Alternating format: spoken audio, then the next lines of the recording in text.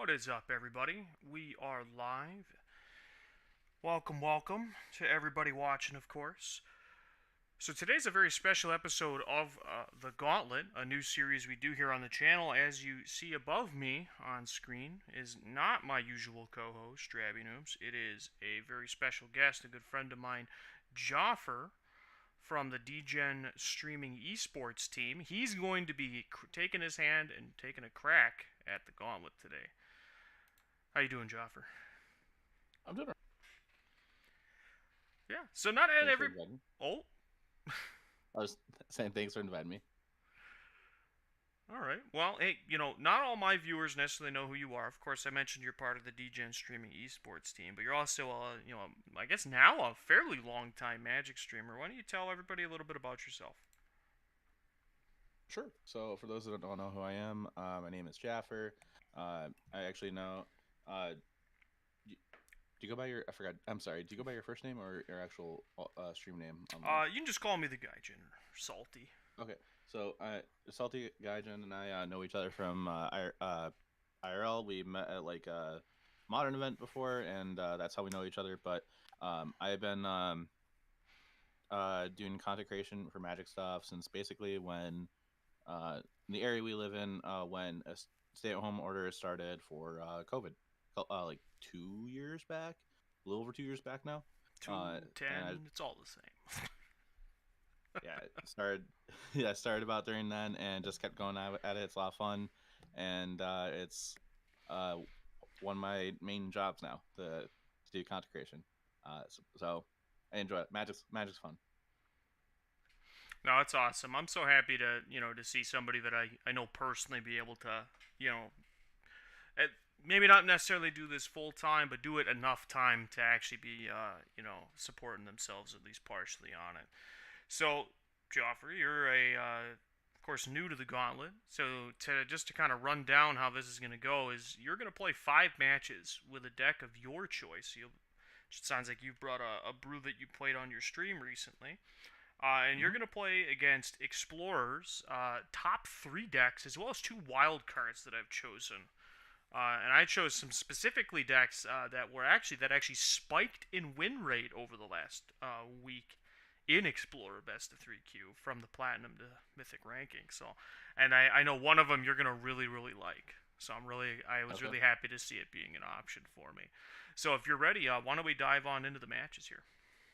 Sure thing. All right, and actually, real quick, you should shoot me your arena code because I actually don't have you on arena. Yep, that was the plan. Let me get that over to you, and I'll need to get yours too. Yep. Well, actually, what I'll do is if you don't mind, I'll add you to my friends list, and then I can just send you a direct challenge that way. A little quicker. I have that turned off. Oh, you have it turned off? That's totally fine. Yeah, Let me get you mine then. Because I've run into so many issues with friends list matches. I just turn off incoming friend requests. oh, that's Did not understandable. I did not know that you could do that until like 2 days ago. Ah, that definitely explains a lot. But yeah, we started using it for this. Obviously, it's just easy to use that to do quick pairings with friends, which I highly recommend. By the way, it's we've had minimal issues. The only issues I think we've really run into are the same issues you'd run into on just the regular direct challenge, like where you can't actually play historic brawl or even explorer brawl uh, Hmm. in the queue, which is interesting. That they have yet to iron out that super casual format that I'm pretty sure would use that more than anything else. All right, looks like Joffer, you're on the play here. You're gonna let me go first, though, right? uh, Listen, I can only throw it out there. So okay. oh, I got your favorite card in my hand. Oh boy. Can't. All right, so we're gonna start with Ooh, that. that's a strong start. I'm gonna start with a Hallowed Fountain and say go. Now you've been playing a lot of Explorer, just like me here. on the channel. Yeah, what's been your impression so far of this sort of Pioneer Light format? We need more cards. Oh, you don't uh, you don't have the stuff to play your favorite deck? no, I mean like we need more cards in the format. Mm-hmm. Not collection wise, like in your collection, but like more card availability of more cards from Pioneer. I Yeah, and I totally agree, and I know that you're referring specifically to Nick, those Shrine of Nicks, clearly. Uh, Of course, an Elvish Mystic. Like, who wouldn't want those cards?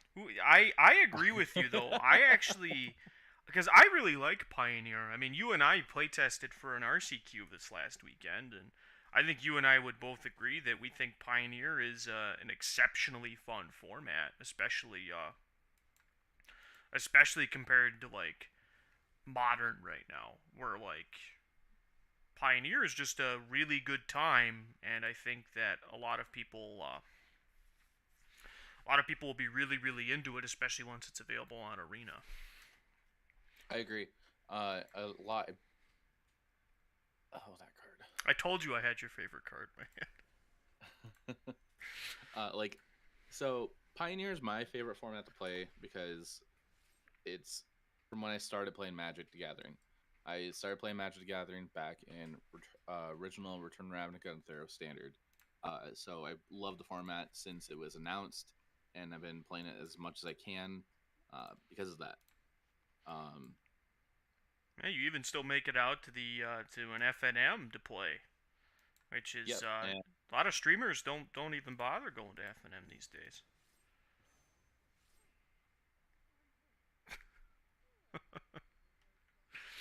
okay, we're just gonna do this. Yeah, I've actually made an effort to be able to show up for FNM at my LGS, just that way I can play Pioneer Mm-hmm. because I don't play as much Moto as I want to, Sure. because the content I produce is Arena. Mm-hmm. Nothing against Moto, it's just the content I want to make. I want to. Mm-hmm.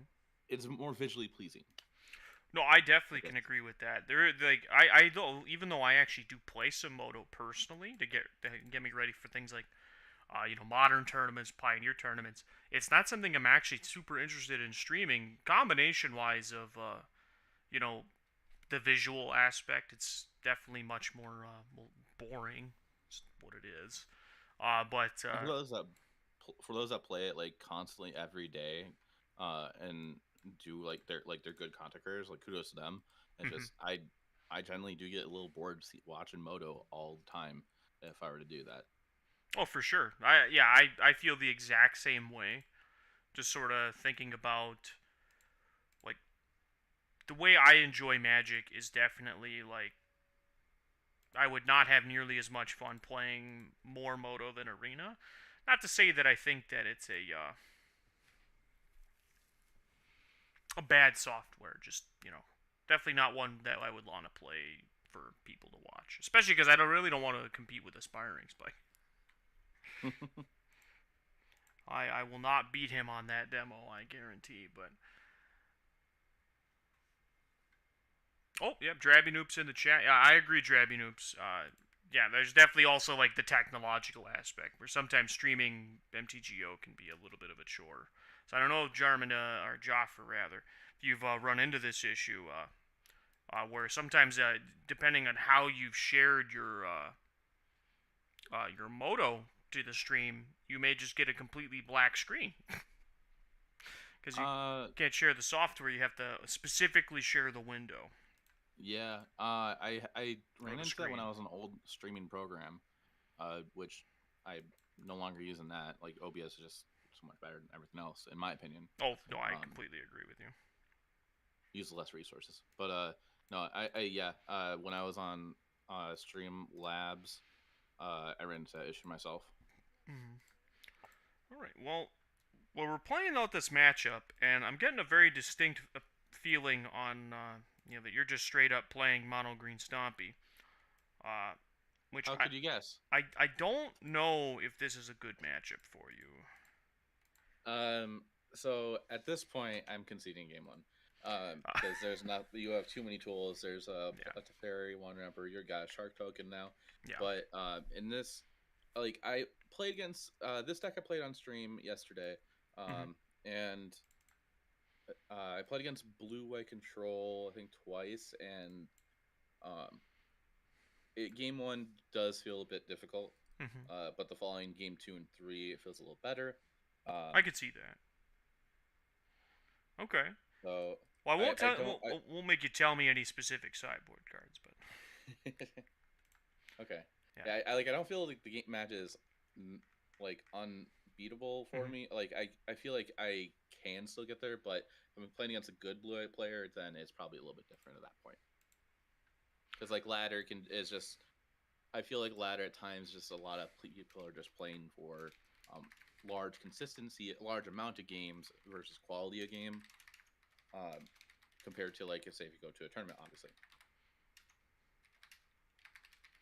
No, absolutely, yeah. Because when you go, there is a big difference between just some random person online playing Control and like somebody you're gonna play at, say, like an NRG, for example. Like, though typically a good number of the people, at least who are doing well in a place like that, are very dedicated, Control players. Personally, I used to play a lot more Control decks. I'm very comfortable playing them, but it's ultimately definitely not my favorite way to play Magic, to say the least.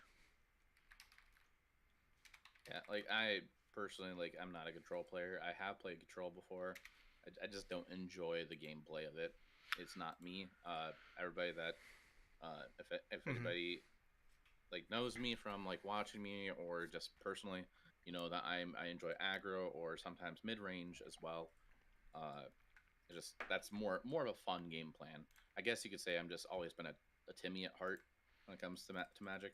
Hey, you know what? And I think there's nothing wrong with that because I think one of the biggest strengths you can find as a Magic player. I forget who wrote about. I think Louis Scott Vargas wrote about this. Like, being a good Magic player is about 90% fundamentals, and then about 10% is like a certain quality that's unique specifically to you. And once you've kind of gotten your fundamentals down, and then you kind of figure, then it's time to figure out like what your strengths are, because not everybody has the same level of strength when it comes to certain types of strategies or just comfortability. Because like if Hmm. you're uncomfortable playing a certain type of strategy, then you're definitely going to be having a bit of a rough time when it comes to like say competing at a Grand Prix or doing anything along those lines. Hmm. You've got a questing beast. That is quite terrifying. I have a wall of text on a card. Yeah, you do. All right. Well, I got a field of Well, ruin. compared to most days, or most cards nowadays, a lesser amount of text. Isn't it crazy that this card's like 3 years old, but yet it like has it already It been does left not. behind by Magic? That's It 2019. does not feel 3 years old. It Uh, feels like it doesn't. It just does not feel 3 years old. no, I believe me, trust me. I know I'm dating myself by saying it, but yeah, it's just honestly, it's probably been like I would say it's a card that is so good yet has been left so far behind. Oh, I should wait on that. By like say like you look at like an Elder Gargaroth, right? And albeit Questing Beast beats Elder Gargaroth, right? Like in combat, that it Mhm. like beats it on rate. They trade, but like even just like Elder Gargaroth is just so much better than the Questing Beast in general that like it's almost like kind of sad how bad the questing beast has become. I really like it though. I really like it in decks like what you're playing because I know we played a copy in your you played Stompy Devotion this last weekend, Mhm. and it seemed like I'm not sure how this specifically performed, but it feels like it was good, at least in general. Mhm. All right, which one of these did you level up? That one. And Quest of Beast nowadays just seems like it's a more of a sideboard card, if anything. No, I agree because it's definitely really good against like these blue-white control decks. Just that ability to like crack a planeswalker, right? That's just age is really strong, in Hmm. general. But then you also get like the ability just like to come back from a wrath spell, or just being able to kind of tech your way around various things. Ooh, a Tameo safekeeping. First of all, ew. Second of all, it's a good play. If I had a Uh, land, that would be even better. that would have been really good actually. Because now I think I just have to like don't have another one. Like sick. Okay. I'm so good at this game. So what's the over under on the where we ban Teferi and Pioneer just because enough people ask for I it? think it's fine. Like, I think if it ever gets banned, people are gonna want it banned because it's quote unquote unfun gameplay. I And mean, I if would it's say it's that's already fine. there, but like, Like, and personally, like I think it's fine, and like I dislike the card, but like it's just a thing that like if you're at 6 life, you have a Teferi, I don't need to worry about it until you get to like 7 loyalty. yeah, I agree. But personally, because I've played this card a lot, so I played. I remember playing this card at like the U.S. Nationals a couple like 5 years ago, and just like every time it activated, like it was just like, well, I just basically can't lose, is how it felt. Hmm. And in all honesty, like I don't know, like I've seen these control decks in Pioneer just doing exceptionally well, and I do sometimes worry a little bit that maybe it is just too good sometimes. But I definitely agree with you. I think at the current moment it's probably fine. Just more of the it doesn't feel very good to play against, which I doubt it ever will, to be honest. All right. Well, I think I've done a okay job of containing you here. I But agree. you've got one of these ranger classes fully leveled up, so you could have a really nasty turn at some point here. I also have this card that nobody plays anymore right here. Carney T, I can't counter that shit.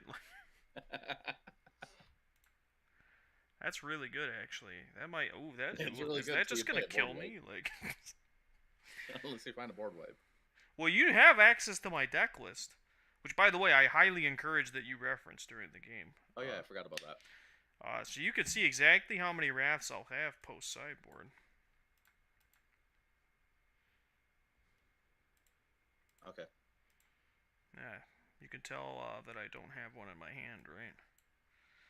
All right. So what are the chances that Jaffer doesn't attack me to play around Settle the Wreckage? I mean, you have two in 90 cards or 80 cards, 85 cards. Uh, More than that, two 95, 95. in. I'm not playing Yorion. There's no Yorion here. I did not pay attention to that. I thought you were on your end. Okay, I have a 2 out of 75 chance, basic kind of in a way. Uh, something like that. A two. Currently, it sits at about 5% that I have one. If that gives you any indication on how to proceed. I guess one way you could try to live to. Is that too much damage? Yeah, it's too much damage. Let's say like a Wandering Emperor, make a token, or you can. Okay, I didn't have it. okay. Carney T for the win. Yeah, I'm just being sure that you got to be sure that you're willing to play around it or not play around it. Though it's never I correct mean, to play around it there. Carnage Tyrant. well, I was thinking Make a like I know samurai. you can't target it, but Oh like yeah. you can make. I was thinking you can make a 2/2, but that doesn't block enough damage because I put 2 counters on Carney T. Yeah, it's just like all around I was very very dead.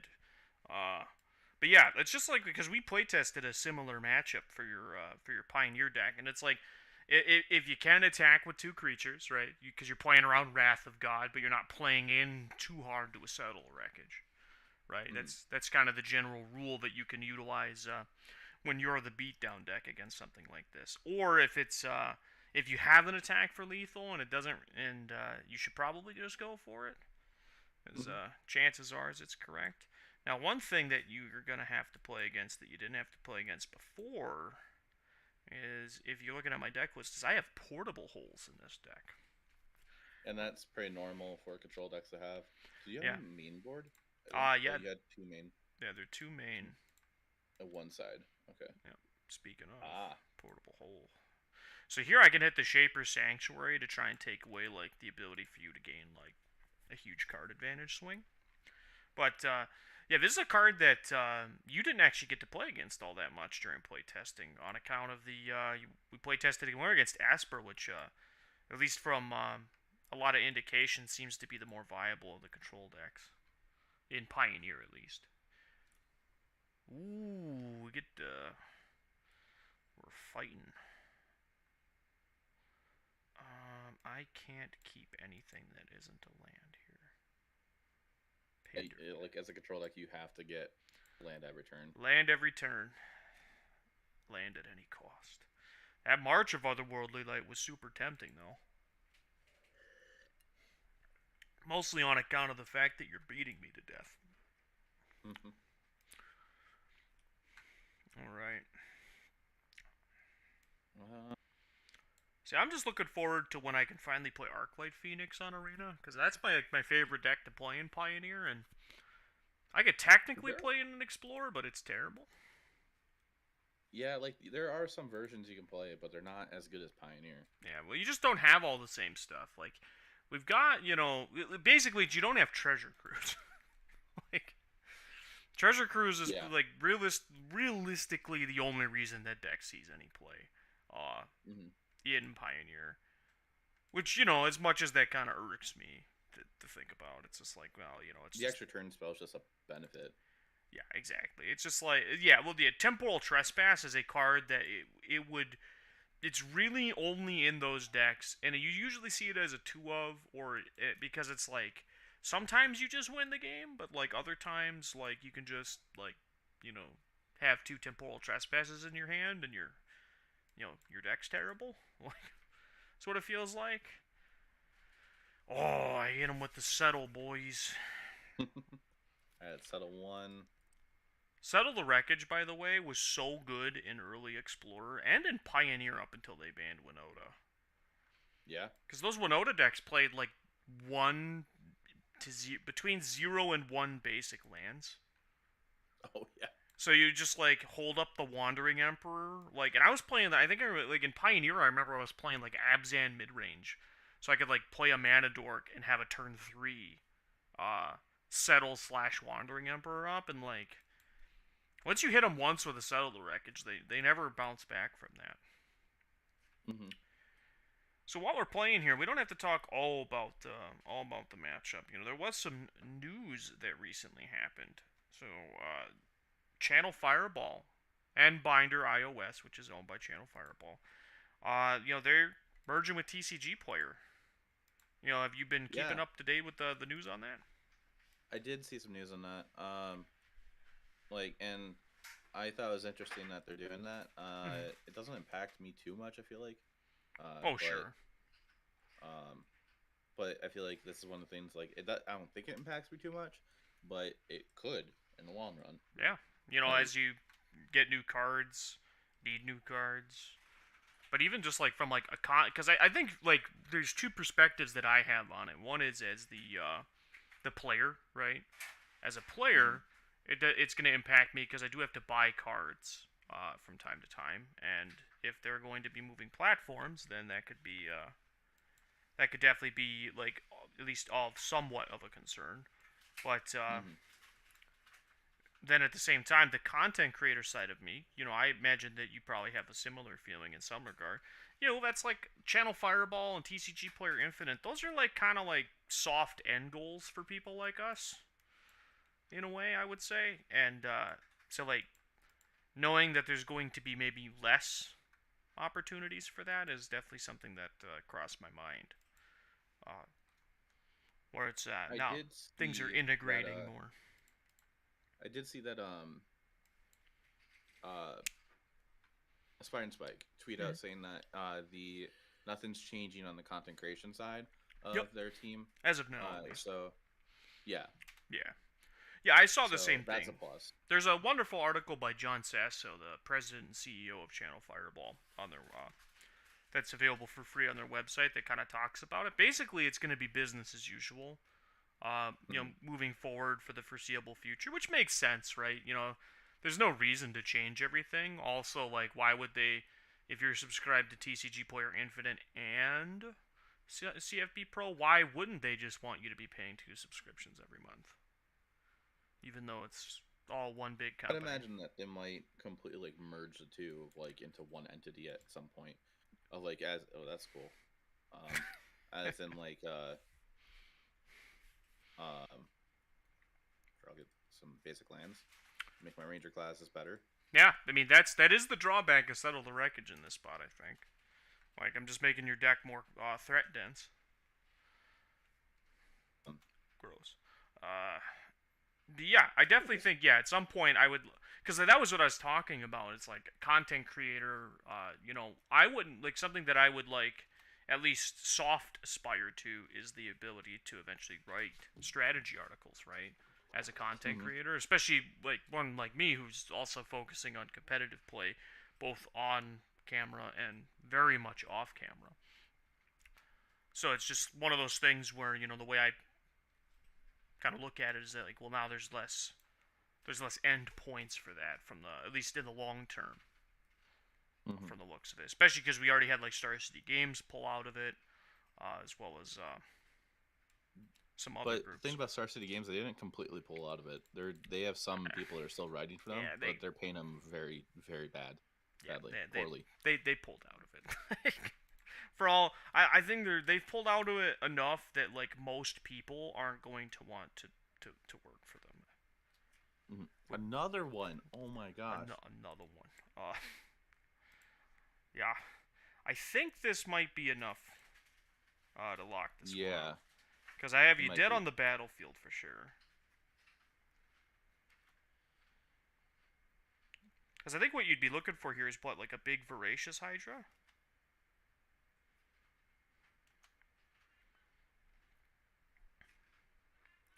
Vivian? Ooh, that's a good one. That'll kill one of them. Well, at least, actually, no, it won't, because I'll just get It'll, it hexproof. yeah, it'll attempt to, but hmm, that's 6, 8, 10, So they have 10's virtually actually. 6 power, because they each draw a Mhm. card, and I draw a card for turn.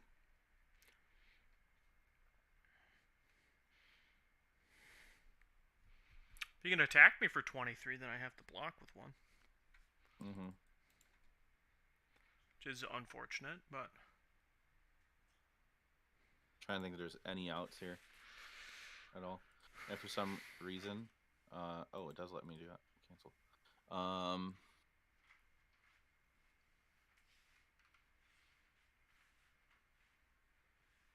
I guess we just have to do this. Um, mm, sorry, I'm taking a minute. no, you're good. I mean, we're playing. This is meant to be a competitive stream on Tuesdays at least. Wednesdays gets a little funkier. Okay. That's 2 cells he gone through. Yes, that's all my settles. So I have no settles for you to have to play around here. True.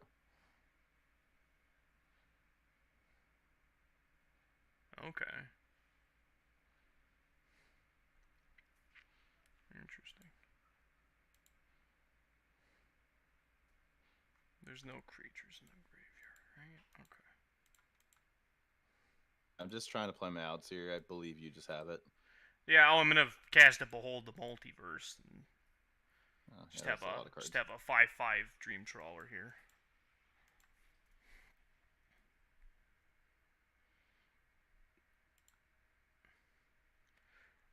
It's like here I'll take For 9 but triggers. gain 5, and so I'll be going to 19. Teferi goes to 2, but I think that's gonna be all she wrote. Yeah, this is definitely probably the matchup I would say is the roughest for you. Like in the overall metagame with a deck like this. Mm-hmm. So I definitely feel like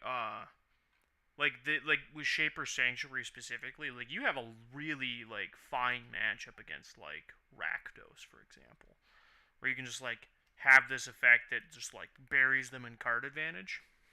Mm-hmm. So I think that's definitely one that you'd have like a more positive experience against. But these control decks, they get played for a reason, and what you just saw was a demonstration as to why. But all right, let's go ahead. So, just any takeaways on that matchup there that you have opinions? I know you said you played this on your one of your last streams. Yeah, so I did play this actually yesterday on stream. Um, Give me one moment.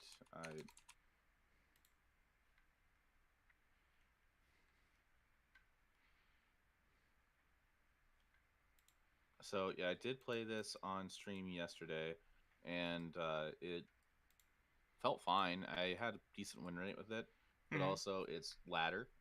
So I feel like you take ladder kind of with a grain of salt. Just Sure. people will like to have like a good winning deck that gets a lot of decent matches out of like playing a lot of games Sure. compared to um like say a tournament. You want good results also, and like those kind of like similar lanes, but you want fast games on like the ladder. Yeah, And you're playing for like win rate density, not volume, right? yes. So like on the Hmm. ladder, like that's why things like mono red, mono green, mono white, these like monocolor aggro decks have always kind of remained in a lot of formats, at least Hmm. on arena. But then when you get to a tournament, they're very just like not represented at all, uh, Yes. because they're not exactly meant for like they're not pulling a 65% win rate. They're pulling like maybe a 62% win rate and then or like a 58% win rate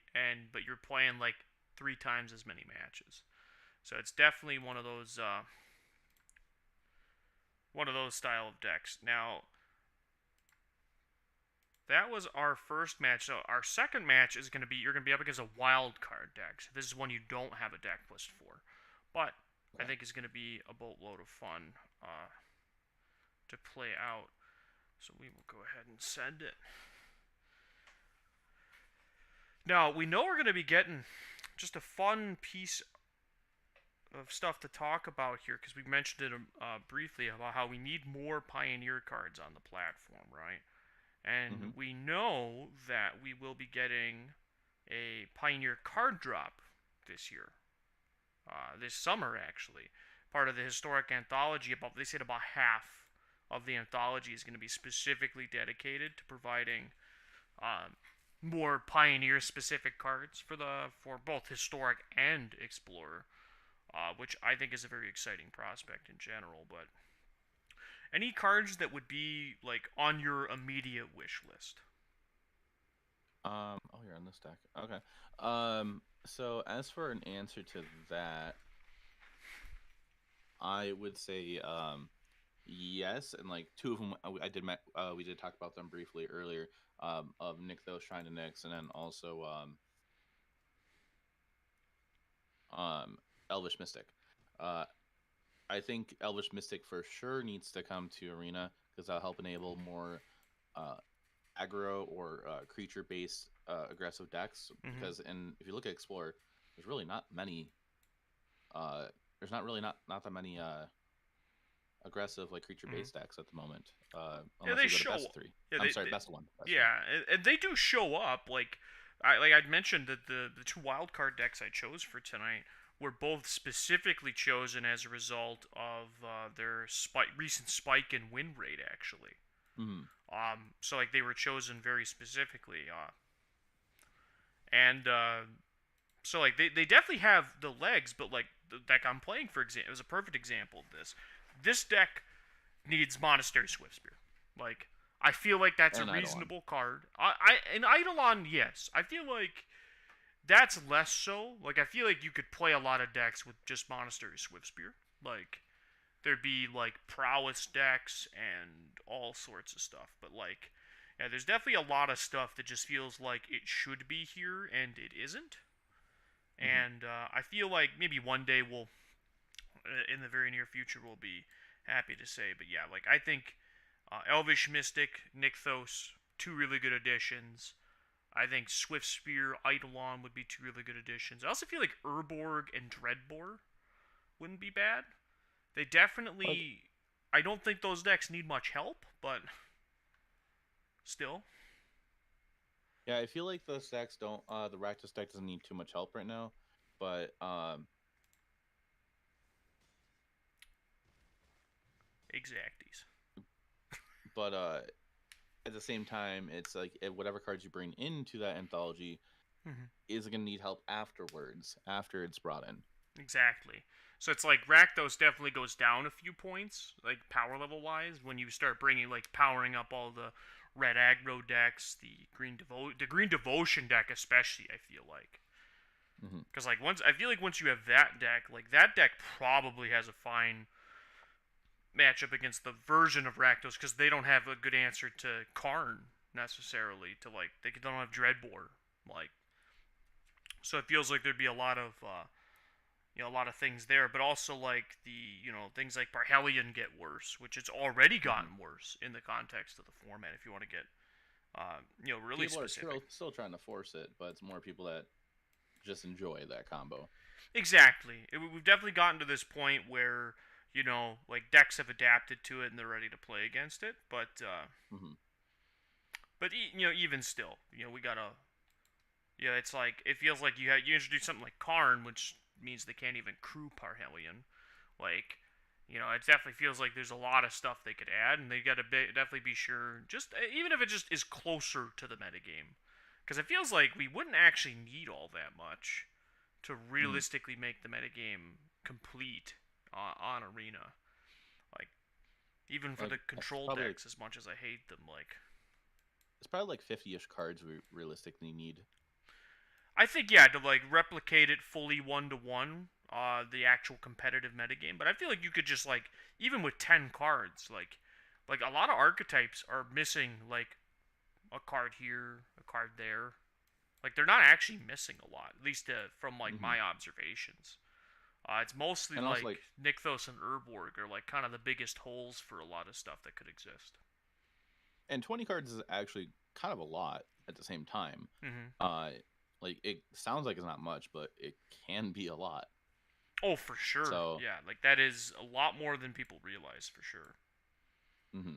All right. Well, you've officially got a 4-4 in the land of 2/2s. So Hmm. honestly, what was shocking is how good Kumano Phases Kakazan has been. Have you played against this card in Modern ever? No, not in modern. Because It I've is seen. an annoying card though. Yeah, like I was playing. I was recently a friend of ours had hosted a Modern tournament, the Mason Forge series, which Yeah. happened local to us here where we live, and like in that setting, like there is a guy playing mono red prowess on 4 copies of Kumano Faces Kakazan, and like that ability Ow. to exile stuff came up so much that it was just like kind of insane to think about how good that was. Ah, you got it. You've got the instant speed thing, of course you do. Alright, fine. I'm still gonna Well, it had attack. to happen. I still get to draw a card though, so. Be a land. No, Ooh, it's a good that's a good one. one. It's a really good one. Time to pull your hand out. So I can't. Is it just as long as I've attacked this turn? Is that how it works? Yeah, Ooh. you have to have a rogue that attacks it for the turn. What? Yeah, I was more checking if like to cast it, I have to like get the actual trigger to happen again. Uh, Okay, yep. Just during any turn you attack with a rogue. A 2/3. well, I'm not gonna let you get my own unless you have another one. That was brutal. All right. Play a Kumano Faces Kakazan. That is the damage.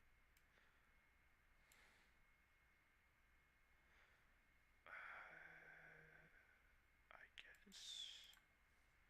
Attack. No. No attacks. I do have another one, but that's brutal. What's been surprising to me? This isn't just unique to this format, but like also in Pioneer. Just like how good Kari Zev still is. Oh yeah, Like it's like a two or three of in mono red usually. Yeah. As well I as guess mono red we're elves. even seeing it as like we're seeing it in Explorer, we're seeing it in of course in Pioneer. Just like very surprising to me, just exactly how good of a card it still is even after all this time. Because that card's like about 6-7 years old at this point. Mm-hmm. Looks like I Definitely. missed this, but Dragonoob shared that he thought Experiment One would be a fun card to add to the format. Oh, that would go right in humans. Oh, I agree. I think it would just go in just green aggro decks because I definitely feel like green aggro. Like if you wanted to keep Explorer like a little different than Pioneer at times, like it feels like we have a really good opportunity in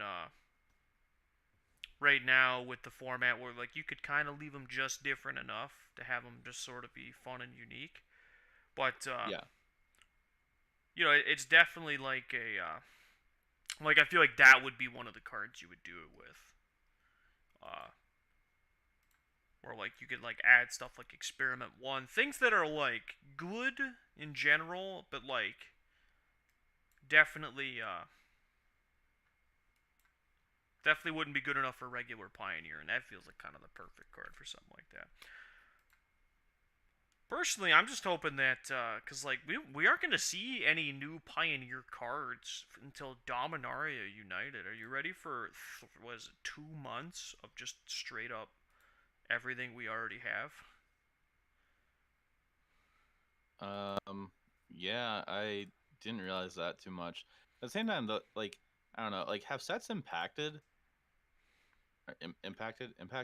our format too much lately. I Not. guess. I wouldn't say like a lot, right? Like I would definitely say that it definitely like I would say like Nuka Penna did a little bit, right? Hmm. But like in like Kamigawa like impacted every format. So definitely feels like the answer to that question is a soft yes. Where like some Hmm. have a lot and some haven't. But I'm definitely like under the impression that Dominaria United's gonna end up being like a very powerful set, like relative to what we've been used to. Sadly, Kumano's second chapter only triggers on cast, but Hmm.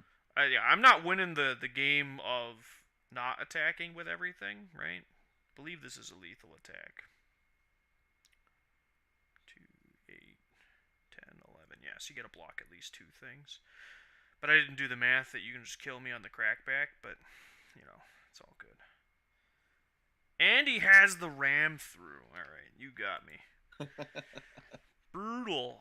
This is a classic matchup, though, I feel like. Because you remember, this Kind would have of. been not too long after you started playing, was like Steel Leaf Stompy was a deck in Standard. And Mono Red, they were both splashing black, funnily enough. But, uh, Hmm. Mono Green versus Mono Red matchup, yeah, that's a fairly iconic format relative to some other formats. So I definitely feel Steel Leaf, like, Steel Leaf Stompy is fun, especially when you had a what was that? A little 1 mana 3/4 elf, and yeah, it returned back to your hand unless you paid 2 energy. oh, that wasn't an elf, Um, that was an elephant. yeah, I meant to say elephant. My bad. Yeah, I forget the hell. I was thinking elephant, but I said elf for some reason. But I forgot what's called. Rampaging something. Um, but that was a lot of fun, especially like you could hold priority and just crew a vehicle before it went return direct your hand. Mm-hmm. Things like that were a lot of fun to do. Yeah, I agree. I definitely, I really like. I think that standard. I think a lot of standard formats get looked back on very negatively by a lot of Yes. people. Like Devotion Standard and Kaladesh Standard, even like the Zendikar Standard format gets kind of looked at in a very negative light in hindsight. But personally, like I played through all those formats and I had a blast playing all those formats. Like they were like genuinely a lot of fun, Hmm. and I miss them. Oh, Well, I interesting. think a thing to think about as well, like when people complain about those kind of things, um, people always focus on the negativity. Hmm. Oh, really? It's a good one. That is a good one. It's so good. I can't do I wanted. Uh but Oh yeah, people oh okay. I got the upper hand on you there. Yeah, you definitely did. But continue with what you're saying. Yeah, so people always focus on the negative things that happen. They don't focus too much on like all the positive things. Like you don't remember most of the positive things. You remember mostly the negative things Mm-hmm. when it comes to things from the past and whatnot. Oh, for Um, sure. so I'm afraid of Embercleave now. Yeah, Uh, believe in the cleave. I'll believe the Cleave in a non-mono red deck. I don't know why. I just do not enjoy playing mono red. But if it comes to playing an Embercleave deck, I will enjoy it if it's not mono red. Embercleave Nothing against is a mono really. red. It's just I love how we look at that, like Embercleave. Like remember, like it was in standard, and like it was like not the most broken thing you could be doing. Just like it was just ridiculous because if you read Embercleave and you think about the typical power level of standard, it's just like absurd. Oh, that's so good for me. Voracious Hydra, pretty much a nombo with the old it Soulscar is. But mage. I I it feel like definitely that was is. a But like necessary evil play. Like, yeah, because I want my troll to come back. I don't want it to be exiled forever. yeah, which luckily you're gonna get it back, but I am going to still ship everything across. Two Guess lands I'm I've hit off of that. guess I'm lucky you don't have another land in Embercleave. That's true. That would have actually probably just been the game, but Mm-hmm. I am not that lucky, as it were. Though this is definitely so. This is a very play draw dependent matchup, right? It definitely is. Rampant Riley says Um, we need to go back to Mirrodin standard. Which Mirrodin? I never played during that standard. I think they. Oh gosh, Tooth and Nail Affinity. Yeah, I don't think we want to go back to that Mirrodin standard though, because I think that Mirrodin standard made a lot of people just quit playing Magic. And I don't want to fight I your annex, think, but I think I'm dead if I do. yeah, because that's just an O1 then. I feel Oh, like true. you could fight probably just the Soulscar Mage, but like I'm dead to Embercleave no matter what. That's the thing. you shouldn't So even bother playing around it at this point. Like yeah, the other thing I could have seen you doing is just making it massive, but I was considering it because then like I would chuck it in front of annex and then just you'd lose annex. But it looks like that was loud. Sorry. It looks like I'm losing my creature in a second. yeah, I have a second Robber of the Rich, which is not Oh helping gosh! you. And you got a pack leader mine and a Vivian. Hey, to be fair, I also hit two lands. Yeah, I'm gonna be honest with you, Rampant Riley. I don't think people would really like to play the old original Mirrodin standard because I'll tell you, as a person who played during that standard, it was not fun for most people. That's actually the time that more people quit playing Magic during original Mirrodin than at any other point. Riley's either being genuine or he's memeing on you right now. Ugh. Definitely feels like a meme. It's my experience. It was a great time for those who played Affinity, and a really bad time for those who thought they could beat it, which was way too many people. All right, Jaffer, you're up against the second wild card deck, which is Rakdos Sacrifice, and I feel like you got a good sideboard here, and I'm really hoping that you can get on the board. But so we'll just gotta do the right format here. Yeah, I mean Tooth and Nail was a deck in that format, but I'm pretty sure that was like after they banned a bunch of cards. It was like that format, like especially in hindsight, was like very like there was a, even it was even worse than people remember when you look at like the aggregate data. All right. So, All right, let me send that challenge over again. oh sure. Yeah, I've been. So you said you started playing during Theros, was that right? Original Theros, yes. Well, yeah, Theros RTR standard. Goodness, you've been playing. Gosh, that's what, 10 years now, right? Yeah, Yeah, about so. crazy to I think. started playing after I graduated high school. Okay, so yeah, That's we're coming up. Cause I'm all yeah. I started playing like I was 4. It's like 23 years ago. So long, long time I've been playing the game. But yeah, it's definitely I liked original Theros. I think that's a very underappreciated time in Magic. Because it definitely feels like a lot of people. That's another one of those that people don't look back on very fondly, even though it was, at least I felt quite a lot of fun. All right, I got a witch's oven. You got main deck Besagers. This is basically a free win for you, right? Uh, Is that how eh. this matchup works? Although I will say, actually, thinking about it, you have the questing beast, which is actually quite good against decks like this. Thinking about it, because I actually don't have a single main deck answer to that, other than just targeting it 4 times with the Mayhem Devil, which is quite notable. As well as you have Steel Leaf Champion, which, albeit I am playing 4 copies of Claim the Firstborn, so that one's less good. But if I don't have them, then that's a really good threat against this deck as well. Yeah, like that's what I'm worried about. Like Claim of Firstborn just really hurts against any like creature-based deck, obviously. Mm-hmm. It's one of those things where it's like it's such a good card against creature decks, and I'm kind of happy that it's playable again because there was a good while like where it was just like unplayable, uh, for just a myriad of reasons. But yeah, it is like it's the card that's the kind of card I like because I don't like it when we have like Fatal Push is I think fine because like Revolt is not like free in the Hmm. format, but like we're definitely like when we were looking at just like how removal lines up. I like it when cards like Claim the Firstborn are good because like that it isn't free just to kill everything. It's just Remember how annoying that was in Standard? I do recall exactly how annoying that was in Standard because I I played that deck a lot.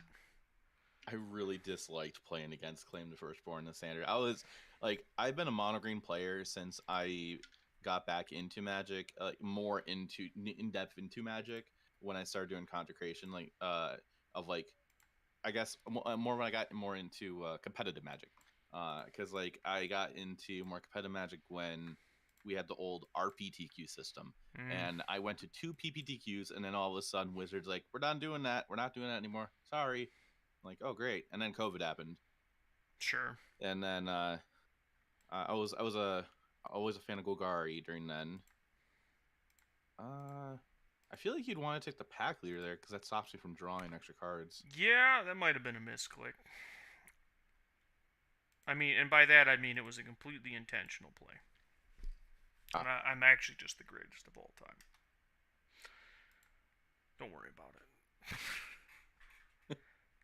all good. it.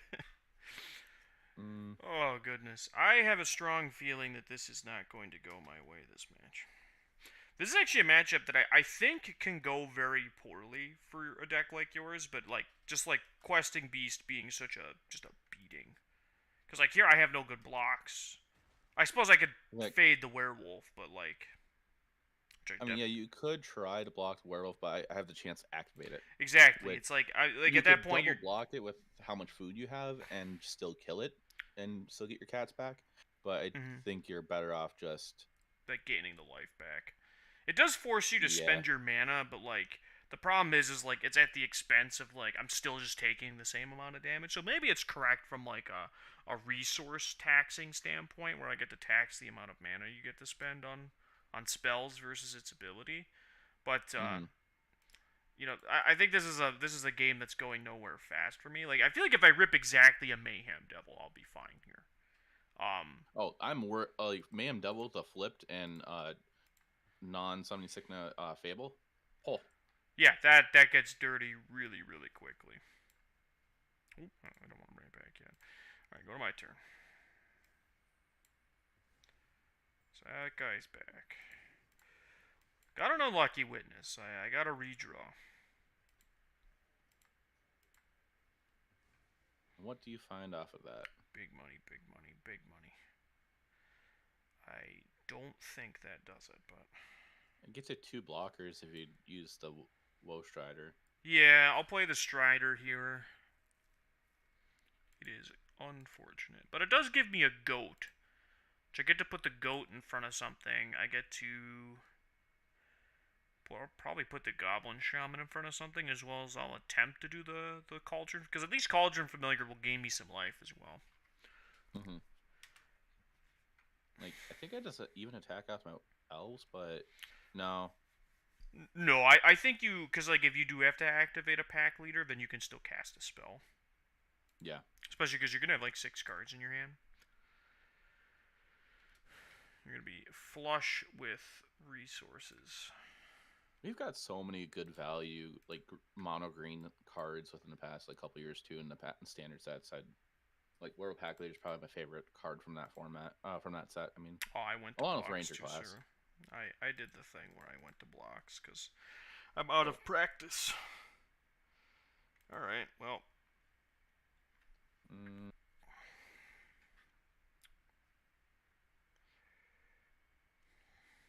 I definitely don't want to get rid of the Wool Strider here if I didn't have to, but I feel like it was definitely within my best interest. I think I'm going to do this now. Just gain a little bit of life.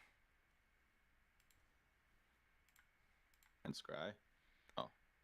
I'm not gonna. I mean, I could do the Scry first, right? But I'm just gonna go through all the motions. I don't have your deck list, but I'm fairly confident you don't have any instant speed stuff in your main deck. That's actually that's I might. I have instant speed actions.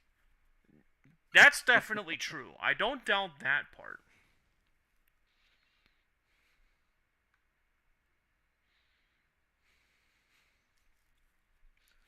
Alright. Okay, You got 3 mana. I think the worst case scenario for me here is an Old Growth Troll.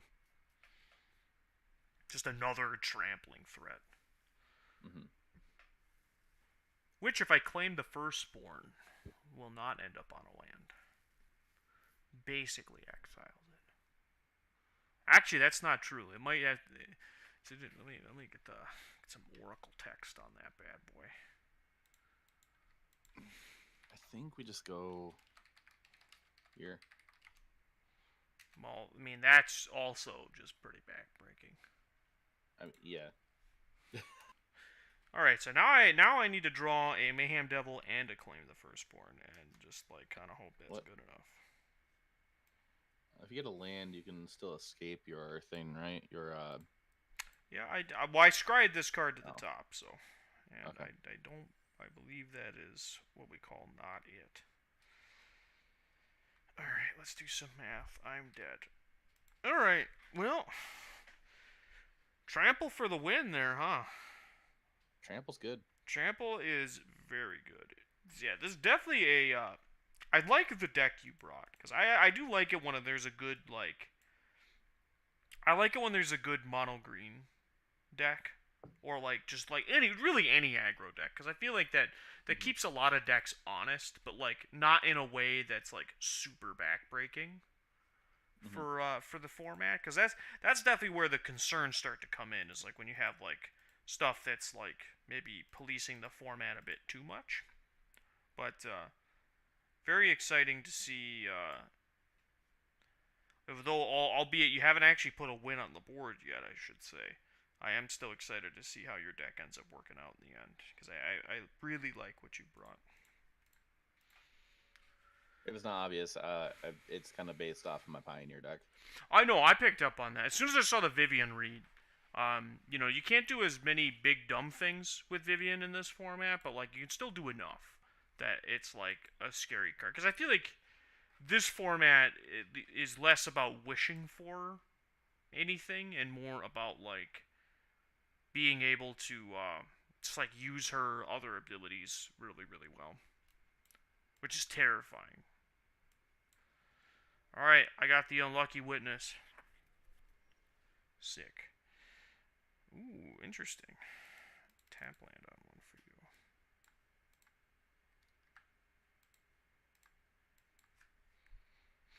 There was a sideboard card. I was waffling a little bit when thinking about this during game one about how I wanted to sideboard against you. I think I settled on what I like, but We're gonna see how this plays out. Mm. So the other person that was at the RSQ that was playing similar to me, Mm-hmm. um, they went to the RCQ that uh okay. Oh, They the went one to the that was over in RCQ that Chicago. yeah, they went to there and they top forward Hmm. with some tweaks they made. So Wow. I'm gonna try out their adjustments at FNM.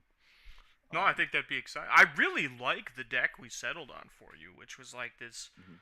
Vivian Reed based devotion deck. I really like that deck has some really high highs, and it feels like the lows are just you play a green aggro deck, and I think that's perfectly serviceable, especially in the full 75. Old Yeah, Grove like Troll. what they did, which I played a league last night with similar changes. Mm-hmm. Um, I don't like the idea of it because I'm greedy. Like I'm greedy when it comes to some with like things when it comes to like me playing. They drop Greyhenge, and Greyhenge is just such a like a big high when it, to a creature based deck. Like I get why they do it though, cause like I feel like, yeah, cause like I was trying to get you to go to one, because like I really dislike having multiple, like, cause it feels like it's a card that like it's not Ember Cleave, right? Like I'm not ever gonna mm, like get a whole lot of value out of a second copy of something like that. So it's just like so personally I like to try and avoid uh, cards that I know are going to like kind of like set me up for those like scenarios where just I'm staring at two of them in my hand and I can't cast them. So I definitely respect that decision, but yeah, I get that can feel not very good, right? mm. I believe Interesting. the consensus on it was dropping it to play more Hydras and more Interesting. types of okay, that's a priest. Yeah, you have access to the Uh, deck list, so feel free to like, check it. yeah, no, I keep forgetting about that actually. I know, I always Uh, have to remind Drabby Noobs as well. It's something that I want to very, given the spirit of what we're doing, I always want to encourage the use of those deck lists, because it's meant to be. This is meant to be like where you're testing a deck against the ladder, right? Or like in the constructed queue or what have you. And so I really wanted to approximate that experience. And if you were doing that, you have access to like untapped data. So please, feel free to take full advantage of it. That's definitely. And then the wild cards are meant to be the opposite experience, where you play against some random, you know, somebody wrote about a deck on Channel Fireball, so a bunch of people are playing it. Which I really like this series concept, by the way. I'm really happy we were able to have you come on here today. And I'm hoping if you have a good time, which means I don't just like horrendously stomp you here, because I really don't like it when that happens, actually. Eat my priest, man. Remember when Priest of the Forgotten Gods was like the end all be all best card? and then cat got banned. You're damn right. And rightfully so. I could see them banning it in Explorer, if only because like people have such little fun playing against it, which I get and totally respect. All right, I'm gonna borrow this.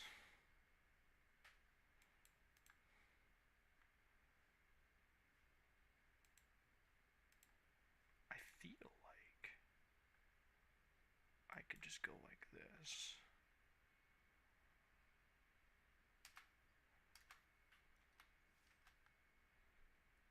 Huh.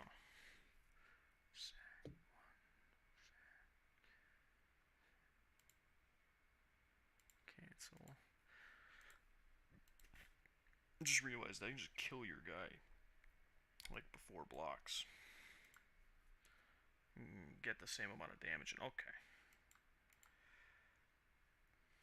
This is another. This feels very similar to how the mono red matchup played out. Actually, the more we play this, where it was very like play draw dependent, and like certain board states you could assemble just like dominated what I was doing.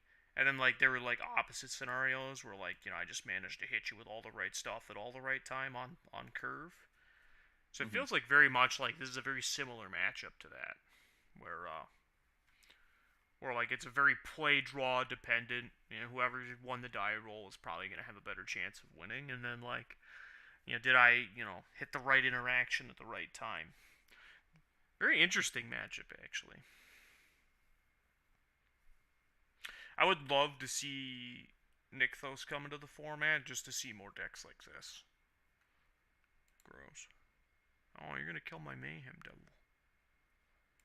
Fine, I guess I'll scry. You really twisted my arm here, Jaffer. Oh, that was a wrong click. Force a habit to target creatures. Oh, I think if I had not been a moron, I would have killed you here.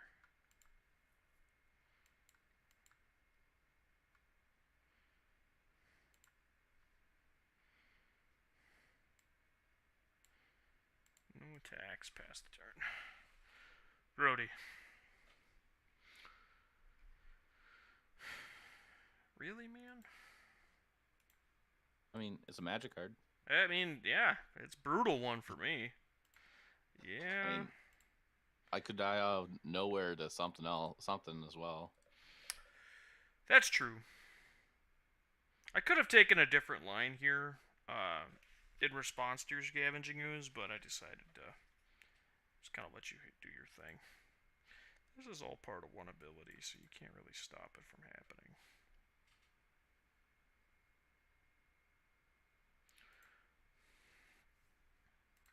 Hmm.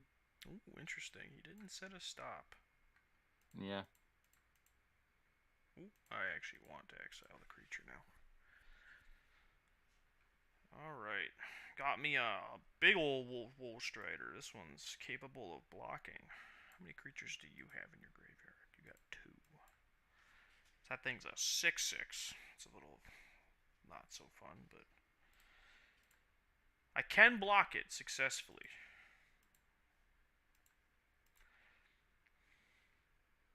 Scavenging Ooze. I love that this was a card.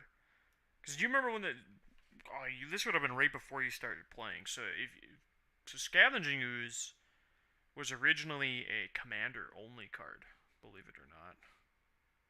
And it Well, it was came on a core set. it did. It was printed in a core set, but it was actually had 2 printings prior to that. One was Commander, came out in the original Commander set.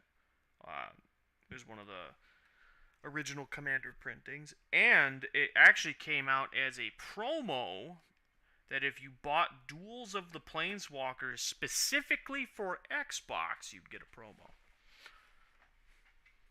Which I thought was, I kind of wish they would do more stuff like that, where if you buy, specific ancillary product, you'd get promos or like arena codes or whatever.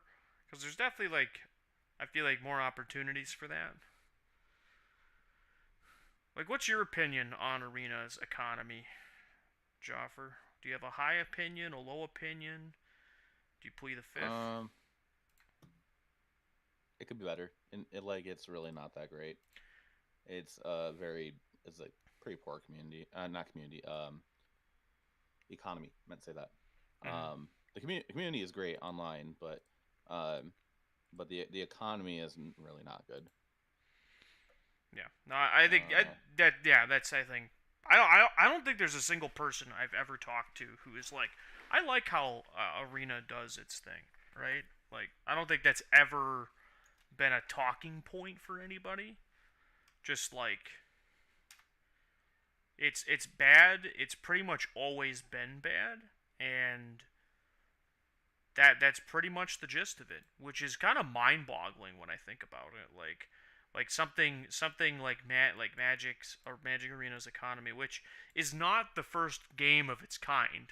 Like there's been plenty of digital games, but like it has managed to do it absolutely worse than every other game in its genre, which is crazy to when you really think about it.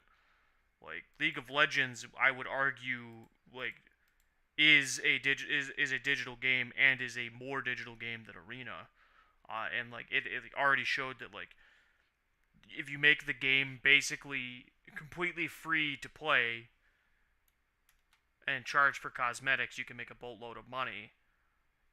And then you even see that with Legends of Runeterra being like incredibly cheap to play. Like a deck there, you can only play so many of the max rarity that costs like $1 a piece. So like I think it's like less than $30. Like, it's just like and that's the ceiling for your deck. Just insane when I think about it. Yeah, conveniently you're gonna gain up to 9 and not just be dead. And that, I think you can gain a little more even, so.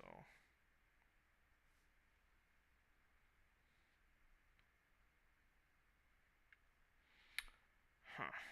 Let's think about it. So I do this now.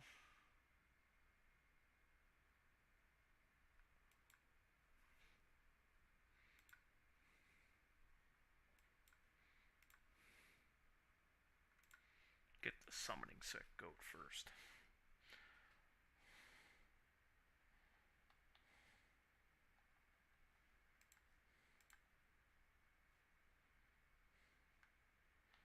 Interesting.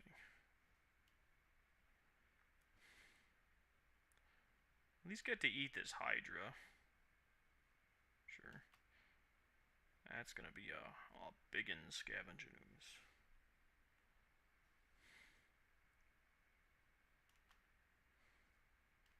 Oh, that scared me.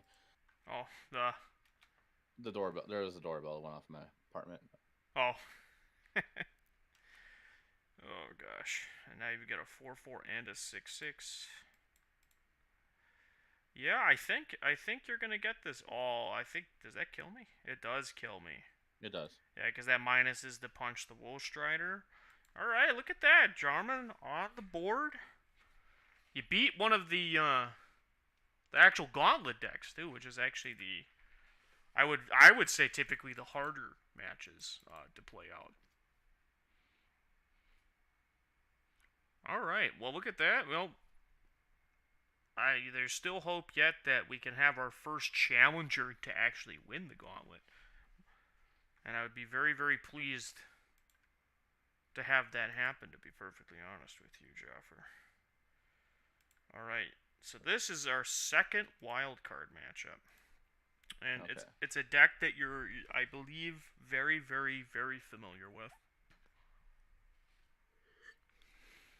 because it also has recently had a spike in win rate, and it plays a lot of your actual favorite cards. Oh boy. That's right, Drabunoops, calling you out. My mind goes to, is it creativity, which then you're being sarcastic about my favorite cards, or it's some kind of actual deck playing my actual favorite cards? All right, turn one, Llanowar Elves, pass. Oh, okay. You're a mono green zombie. The fours list. The four is another content creator. Mm-hmm. Yeah, just all right. Turn two, Steel Leaf Champion. Yep. Bringing it back, baby. Do you all look at that? That's brutal. Brutal. You might have that build might have in this matchup. I think have like a faster game because I'm sure you noticed I don't play Coco. Yes, because you have like Questing Beast in that spot instead. And I'm playing Ranger class as well, which helps out quite a bit. Mm-hmm. Yeah, we I definitely. know you're holding up a Coco. Like it's obviously telegraphed you're holding up a Coco. What I had no play with my 4 mana. I have all of the 5 drops. All right, ooh, a second one of these and one of these. Those are magic cards. Oh, they very much are magic cards. They're very good magic cards Ooh, too. okay, that's a magic card I can't deal with. Ship it. That's a trade. You can't block the Steel Leaf. There's no good blocks otherwise. You do get a counter on that, but I also have a pack leader, so. Dude, just imagine if I had a Nykthos right now. That'd be nuts. Is there any possibility of Steel Leaf Champion being playable in actual Pioneer? You can go mono green Stompy, but it's 3 devotion pips. Like, It's True, very but like similar to your Old Grove Troll. old girl troll is just better though because you get to keep the devotion unless it gets exiled. That's fair. Well, yeah. I'm not saying you'd play it over it. I'm saying you'd play it. In addition. Oh, what is that? That's gonna make these guys big. Yeah, we're playing a stomping here. Like, not gonna let anybody forget that. All right, how do I play this? I think I just swing with everything, right? Is that how it works? Am I doing it right, Dad? All right, draw a card. You have 2 Ronus activations. I think this is one just said and done with. If I've done my math right. It's been a minute since I played Green Stompy. I get why you like it so much now. That was a blast. Okay.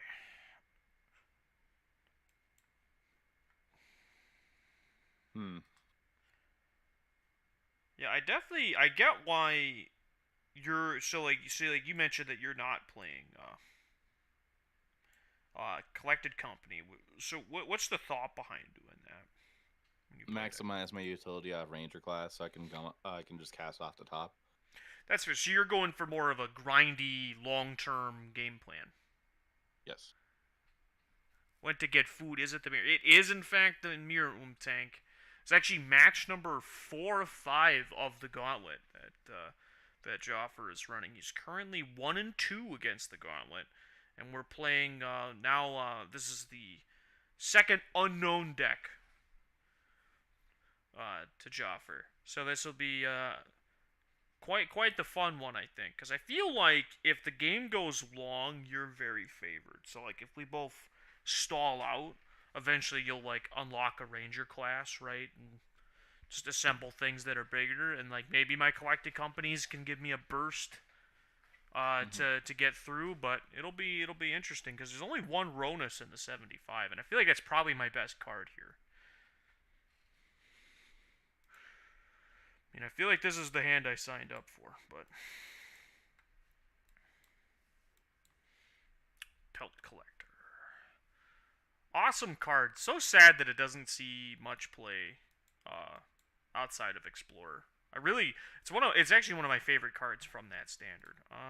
When we get Elvish Mystic, it won't see play. Oh, I can imagine. Yeah, like this is very clearly like the next best thing. You will always be a winner in our heart, your Tank. I absolutely agree. Alright. So I could do this a few ways. I think I do it this way. Play the elephant. But it has Evolve Plus. Yeah, figured as much. I had another play I could have done, but like, you want to trade with me? Does he want to trade? Doesn't trade, but still eats my creature. Alright. I think the worst thing for me... Well, that's pretty bad, actually, but... Yeah, that's gonna probably, kill Kazandu Mammoth here, I'm guessing. Then you just got a big blocker that can protect Vivian. I'm actually really curious what if you have, like, any Vivian stuff in your board. Oh, interesting. You'd go for that one and not Card draw. Stop the card draw. Well, it wouldn't draw cards if it's the only creature I have, right? Still. I guess. Like. But this one's a 5/5. Mm-hmm. I'd still rather just turn off the card draw at that point. That's fair. I think it's a horse apiece, right? Because like here, it's like I get to eat the Vivian. The other one is I can potentially. Actually, I suppose this would eat the Vivian too.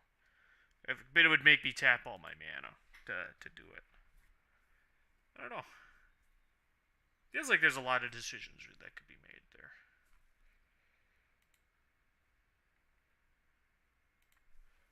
This is where I don't have the Occam Avengers. Oh, X is 4. That's dumb. Yeah, you can have my 3/3. I don't got no instant speed land drops. Oh, you didn't attack into my collected company. I didn't get to activate my trap Oof, card. Oh, the best kind of collected company right there. that's All a pretty right. good Coco. No, the best kind of Coco is into 2 Radiant Registors. You're not wrong with that assessment, I feel like. All I right. have done it multiple times. I don't doubt that. Doesn't happen often, but it's fun when it happens. I feel like I just go like that, right? Yeah. Just kill that. Swing for the fences, because you can just trade with either one of these. But it gets this thing off the battlefield. Ah, I put one too many into that. I have made a fatal error. Gross. Castle Garenbrig. Am I playing that card? I feel like I should be. I think you're on 2. I I am think 2 is the on... stock number for any Stompy base deck. Fun fact, I am not on 2. Oh, I'm on 3 copies of Hashep Oasis, which so okay. far has seemed terrible. Aship Oasis would be so much better if it was instant speed. Ah, It's more. like every card that exists in Magic would be better at instant speed, right? Mm-hmm. Alright, well, you can still trade with it, I guess. I don't even feel like you bother, though.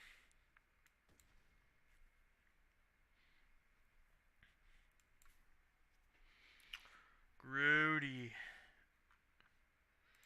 Now that we sat here and played, grab ass with killing each other's creatures. Oh, yeah. Oh, yeah. Playing old girl troll. OTT. Yeah, I feel like I'm one really big primal white away from getting blown out by a ram through. But that's about where I'm at. That like a Coco, my own copy of Vivian. Ronus probably wouldn't be bad here either, right? Because assuming yes, eat all of the cards in my graveyard. I'm just doing that so I can stop getting priority. That's fair. It's for the Even though it F6 takes more value. time. I'm pretty sure, yeah, it's more time to just click at the space bar.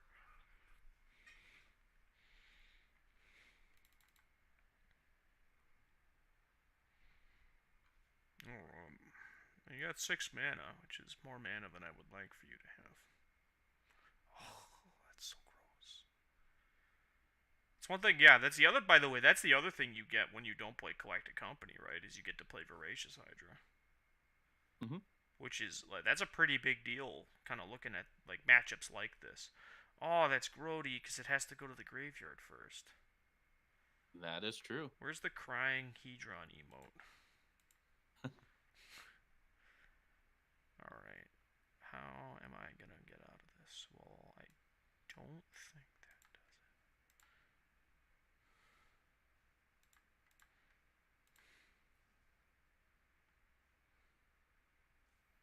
It's conveniently Mm-hmm. not lethal. Interesting. Grody. Alright, yeah. Yeah, you got it. I drew a forest. Mm. Kind of flooded out those last few turns, which that's, I think, the scenario. That's where you are favored, is because you have cards like Ranger class that sort of scale into that part of the game pretty well. Mm-hmm. Okay, so interesting. All right, we'll just do that.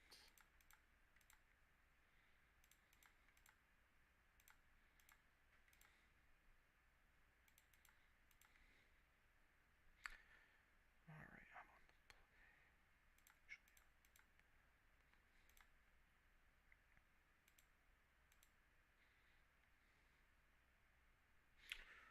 Yeah, I'm never confident in my sideboarding in these kinds of decks.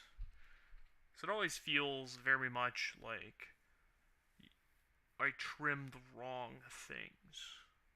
That's more my opinion. I'm sure I sideboard just fine, but you know that feeling, right? I'm sorry, that last part I actually didn't catch.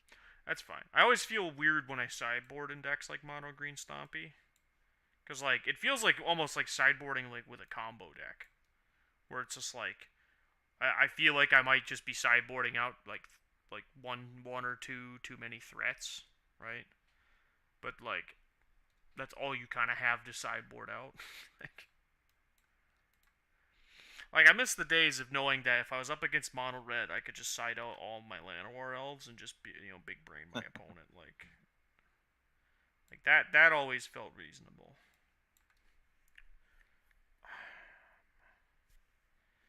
Yeah, I think I just played the big stompy boy here. So I I don't open a disagree with that. double Oasis, which is scary.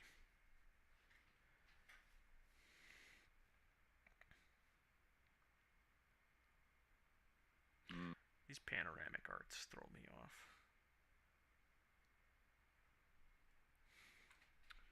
Goodness. panoramic cards too. Yeah, these like where they're like they move around if you hover your mouse over them. Oh yeah, I think they're cool. I definitely I like that it's kind of like this unique quirky thing to Arena. It just I really wish they like I don't know leaned into it more. One thing that is annoying though is that if you have a version of a card that's like that, it'll Yeah, actually well, like take precedent over like card styles you actually like purchased. hmm like I tend to just okay. I tend to just if I can play them, I'll play them. So I like them a lot. Like it's kind of like with me like enjoying foils, but I don't want to play foils in Sure. paper. Oh, I totally get that because I'm the same way. Like I definitely appreciate foil cards, and I want them to exist. I love that we have so many different versions of cards. I do think it gets a little excessive at times, especially like when we could be getting more versions of cards in better ways. But Hmm yeah, I definitely like that they exist just as like a general thing. Interesting. You can't double block, True. which is good news for me.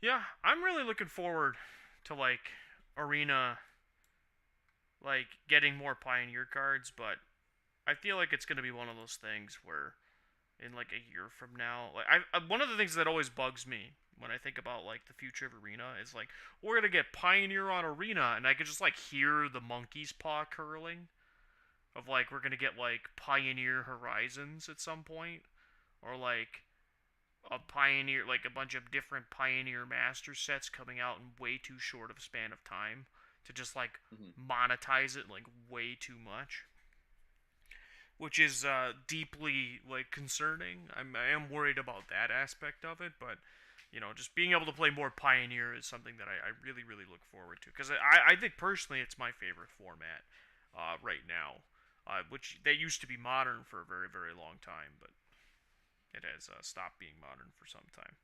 Ooh, just making the big 6/7, huh? Fair enough. I think I'm gonna send. So if I send just these two, you block the pack leader. If I send all of these, I can get the most damage through and still draw a card. Hmm. Yeah, this way it gives you incentive to not just block my pack leader, which feels hmm good. Colorless green. I am the one with the scavenging ooze. Yeah, I'll just pass the turn.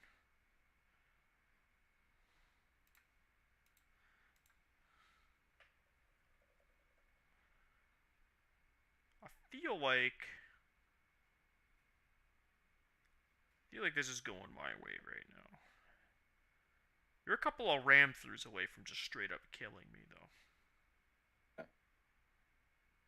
Because honestly, yeah, actually, yeah, if you just had like two ram throughs, I'm dead. Thinking about how this would play out.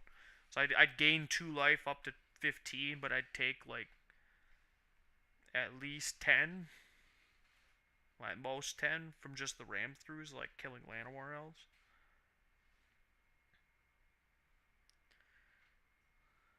Old Grove Troll. Time to pay the troll toll. Okay. Okay. I like a game like this. I'm gonna duke out resource trading. Now, as a green stompy connoisseur, we'll say, do you actually like playing green stompy mirrors? Just out of curiosity. I severely dislike any type of mirror match, no matter what deck I'm on. Okay, I think that's a reasonable thing. Like, cause like It's worse when you're both on Great Henge and you're both just grinding the game, trying to find a way to win. sure. It was really bad during um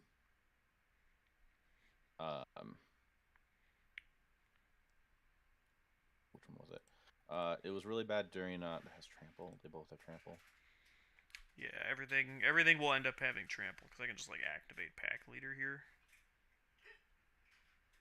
It feels Hmm. like the voracious hydra has to block probably like the wolf, because like the wolf is like the highest power trampling threat, and then like you chump block the scavenging ooze Yeah. to stay alive there. But like it was a brutal one. Well,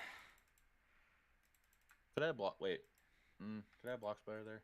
I think if you Yeah, block the blocking the pack. ooze Yeah. with like the 2/2, and then you block the pack leader with the hydra, and then like yeah, I was like you just thinking. throw your troll and like in front of my troll because my troll doesn't come back. Hmm. I feel like that would be the probably the optimal play there.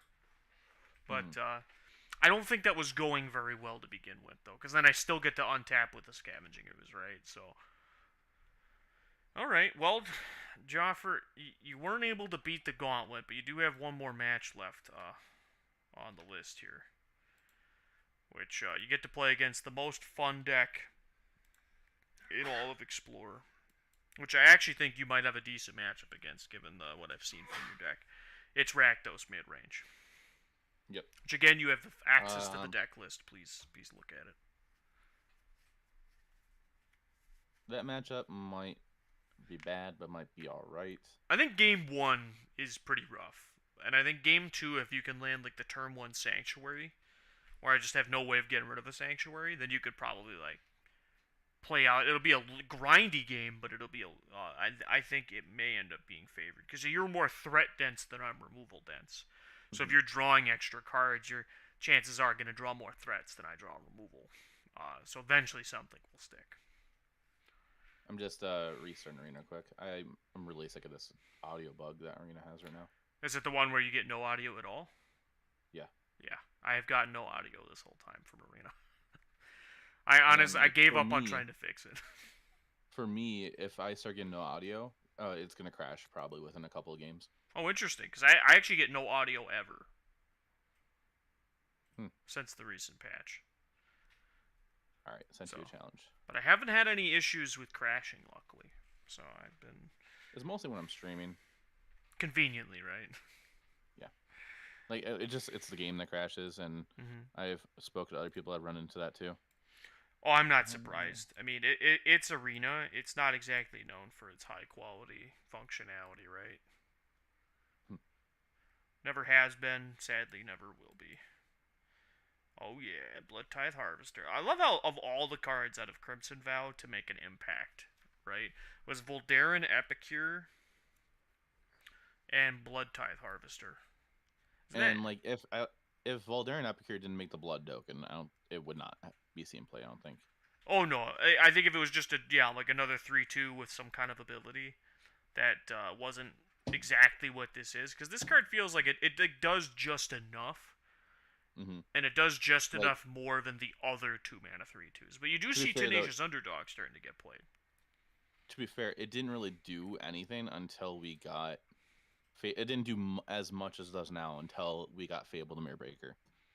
That's true. Yeah, like where the things like the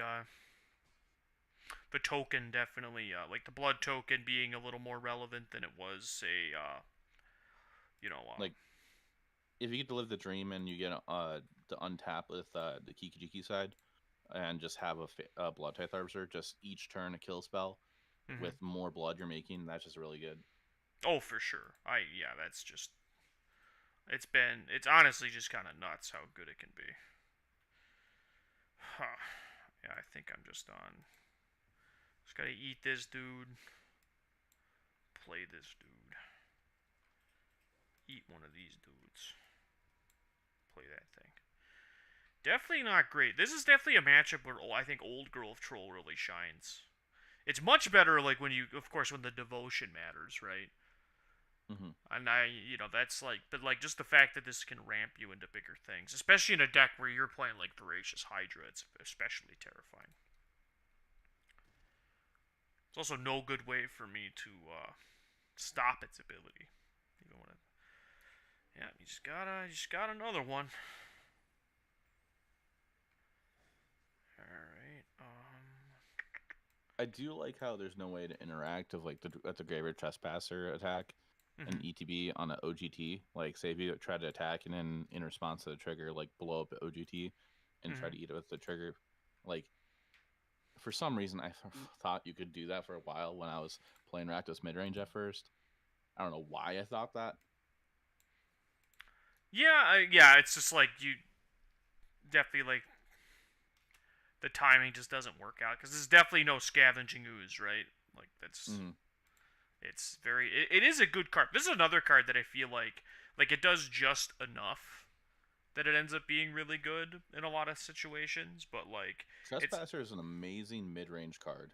yes, that's a take I would agree with. It's a card that between its ward ability, it's like not the best graveyard hate because we've actually had a card templated exactly the same way with this graveyard hate. It was Death Gorge Scavenger, and like that card was like pretty much unplayable. But it's kind of interesting to see that like you have Graveyard Trespasser, incredibly similar card, right? By all accounts. Uh, I it, misplayed there. oh, I was thinking I had one extra mana when I did, and that oh, than what because I you could actually did. fire up the lair, yeah, and kill the Yeah, I Chandra. was gonna fire up Lair and then send it kill Chandra. I still think that's fine though, because like it's still like no, I can't down tick to kill something with the Chandra. I'm gonna have to do like this absolutely disgusting double stomp play, which one stomp, two stomp. One thing I notice a lot of people don't utilize too, which I tend to do myself when I'm on a Rakdos on like the Rakdos main reach deck. Mm-hmm. People don't utilize like in if there's another like adventure base deck or has adventure spells being played. Mm-hmm. Say if like I have the 3/2 and they go to stomp it and I have Fatal Push and they have like they're down to one card in hand when they go to cast it. I'm going to push my own creature so you don't have an extra card. Oh, absolutely. Yeah, I see that a lot as well, where a lot of people don't do that kind of stuff in response to things like Stomp, or even like we see sometimes Murderous Riders show up now too. I feel like, by the way, the correct play is to plus that Vivian onto this Old Growth Troll. So that still kills this Chandra, but leaves you with a 6/6 and a 5 loyalty Vivian. It does, but Although like your life total is fairly low, I guess. Maybe you just want me to have less threats on the battlefield too. I'm accepting the fact that you can kill Vivian if you want to right now. But like Can I though? the You could just Trespasser's trade, annoying. right? So, You have Menace, oh, we got oh, this doesn't have menace. the land. Oh, the land, yeah. I forgot I even had the land jarman. Oh, we got a first time chatter, Stormbreath Dragon. Hello, welcome, welcome. You're catching match 5 of our Gauntlet here with special guest Jaffer. All right, how do I? Am I able to win here? I think I am. Not able to win quite yet, but I am able to just play out a creature. This feels correct in my heart. It's kind of sucks. I'm offering the trade. I could kill the Vivian, which is probably just as fine, but I feel like I just also need you to not have so many threats. So I have answers to Old Growth Troll, albeit they're like. I don't have answers to Ronus, though, which is kind of a bag. Though I guess my answer is just like to kill your thing.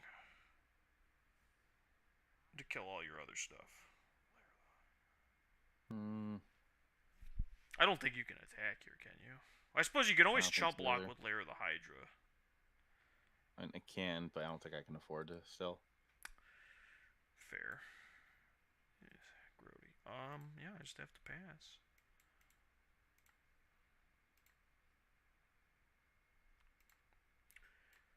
Turn.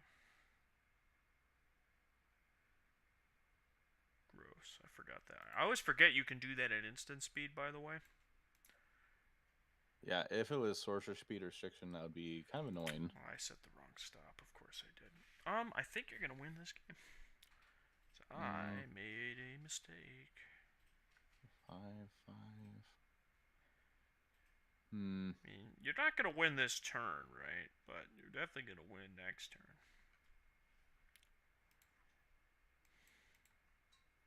Like, I think we just go for that again. I mean, it is Jaffer as our opponent. He's pretty competent when it comes to these mono green decks. All right, we're gonna go this and this. Buy back this thing and make you discard a card. So that's gonna at least make it be nighttime. So this guy's gonna come down and drain you for 2. Mm-hmm. But you do have, in fact, a lethal attack Hmm. in play, and I actually don't think there's... I can prevent 3 damage, right? And this can activate once. Mm-hmm. It's 13, 17, 19. I take 15. Yeah, I'm pretty sure I'm just dead no matter what here, but... Because I have to block if you swing with everything. And everything has trample, so like I'm just absorbing damage.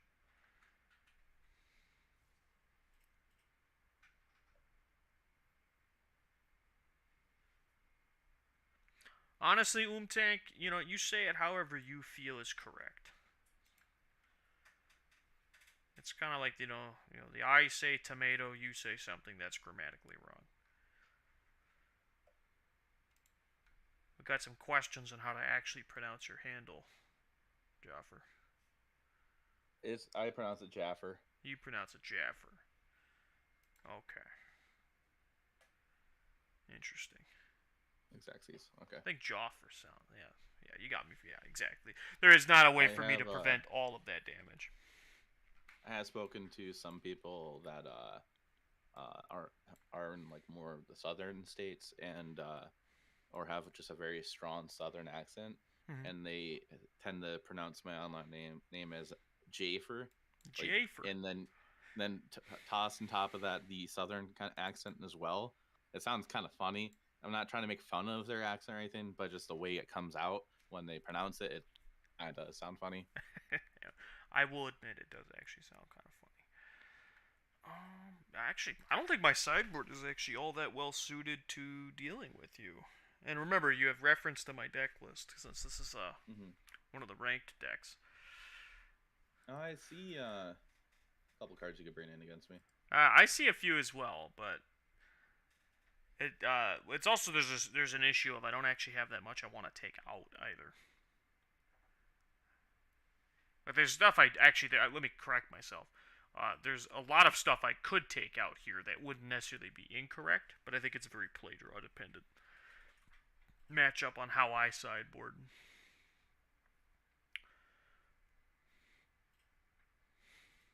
But again, I actually so notice though you won game 1 because the exact thing we talked about happened. You drew more threats than I had answers.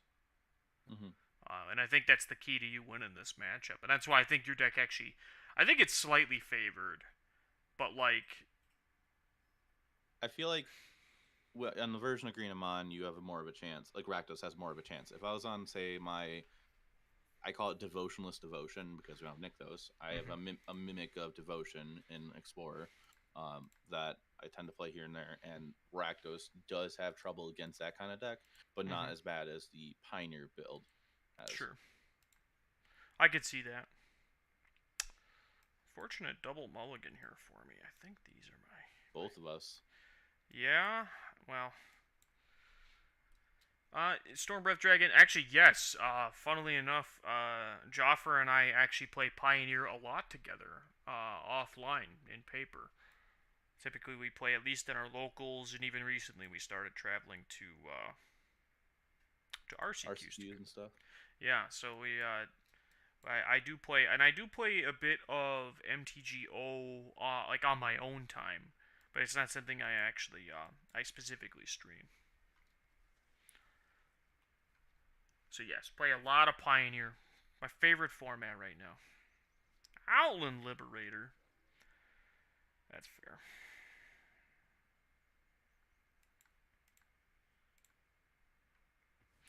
Yeah, yeah. You get your card. See, you took Card is a so good against you because you don't. The only way you can interact with it is a card you don't play.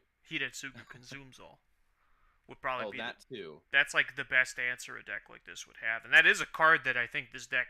If I was building this deck, because to clarify, these are deck lists that I am playing from gross. Like from like aggregate data basically. Hmm. So it's very much this is what people online are playing. So that's what am playing here.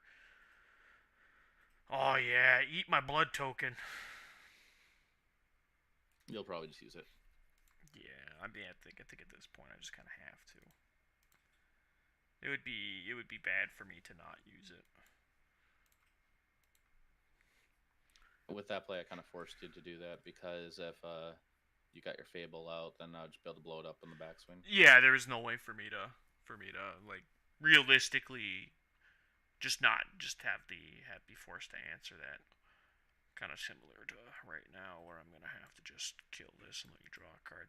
Yeah, this card's especially so. Shaper Sanctuary is actually very. I would actually classify it. It's very similar to Thoughtseize, in that when your opponent mulligans, and like the way they have, because the way the most games will play out against most decks, I would say, that aren't just like other like pure aggro decks. Uh, it's going to be a lot of I play removal spells, you play creatures, and if we both mulligan, like Shaper Sanctuary has drawn you past your mulligan, as well as it's only going to continue to draw you past your mulligan. So you made up for your mulligan, and you've now officially gained card advantage from it, which Hmm. is brutal. Kind of like how you keep playing these threats. Stop doing that. You can have your card. Can't believe I recommended you play. I can't believe I second this idea that you had of playing this card more, because it is a very good card and it's so backbreaking against me. Yeah, in this build, I decided to maximize on the oozes in the main board and play it like a hearse in the side. Um, I just think because that's like it's correct. like it's a good creature in the main board, definitely, Oh yeah, we and even it's not saw in really. the challenge the wild card mono green deck was on 4 copies in the main. It's such an easy card to play, I think. Yes. So especially like relative to like it's so easy to play because it plays into every game plan that you have, and it lets you take advantage of, especially in this version where we don't have Nykthos, you can take advantage of Castle Garenbrig, very very effectively. Gross. Yeah, even though you don't have any targets, that's still pretty backbreaking. Yeah, let's get the Like yeah, attack. you get to hit it once, but you're tapped out at that point. So and then any creature I play afterwards, I think I'm in kind of an okay spot. Yeah, I agree. Well, I mean, especially if you deploy 2 creatures here, right? Because like there is a chance if you just have the one that like I can just eat the Vivian, but like even if you had one, it's like you have one that now has 2/1/1 counters on it, which is still like horrendously backbreaking for me. Though I do actually have probably the best case scenario here of I can choose odd on this extinction event. This is actually a Yeah, card it's I was pretty good. talking to somebody at the recent RCQ. Is actually one of the finalists of that RCQ. Who was playing the Rakdos mid-range deck in Pioneer, which is a real probably the best deck in that format currently. And like sort of the viewpoints and opinions on this card, I felt like really cross over to this format where it is just a good answer to specifically old growth troll, but also just so happens to be good against like opposing Croxas and things of that ilk. Huh. I feel like I just have to attack this Vivian over and over again until it's dead, huh? I mean, you're still beating me to death steadily, and if you have like a ram through, I'm just gonna get absolutely demolished here. Hey, guess what? Yeah, you got that ram through. Yeah, Yep. yeah. I don't feel like I had a better play even. So yeah, I think Jaffer is gonna take this match. Ultimately, still fell to the gauntlet, I have to say, to make myself feel better about getting absolutely crushed in this matchup. Only bad part is if you have like a land and a push. Okay, let's say you could like go land push then Croxa, but Yeah, that would probably be like best case scenario here, right? Where I can like jeez, deal with the threat. Like, luckily, I'm getting to this position where you haven't played another creature, which tells me that your hand is either like more ram throughs or more like. And you also didn't play a land, so it's definitely telling me that you're just got more interaction of some kind. But yeah, like a I'm just push, a blood thinking chief's what I could do thirst. right now. No, you're good. We got time. Although I will say this is actually the longest the gauntlet has gone. Oddly enough, usually these things end up going a lot faster. Unfortunately, so then we usually we feel bad because we want to deliver as much content as possible.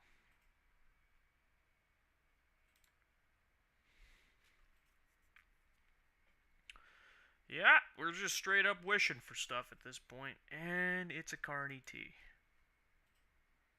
I was thinking like I could bring Carney T in, but it's such a expensive cost card against like you.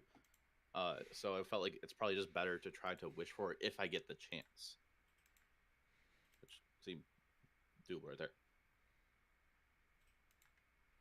All right, I couldn't quite kill myself with Castle Lochthwain, but Carney T is really really good. This is the kind of matchup that I like Carnage Tyrant in, where Hmm. it's like I can come in like off the top, or in this case from the Vivian Wish, and just be like this impossibly difficult card to answer. There are ways to beat it with the Rakdos deck, depending on how they're built. Like Extinction Event's probably like the best example of that, or like Invoke Despair is really good, but ultimately, definitely I feel like that because that's like me having to play those cards in my sideboard typically, but. Hmm. Well, Jaffer, you went 2-3, which is this is with all due respect to my stream partner Drabby Noobs, the best anybody has actually done against the Gauntlet so far. Because the Gauntlet it is mighty and it is fearsome. Because I will say it feels like in Explorer right now we have a little bit of a problem of a power level disparity between like the top three decks and like say the bottom of the nine, where I put decks like mono green and mono red like definitely not in the top three decks typically.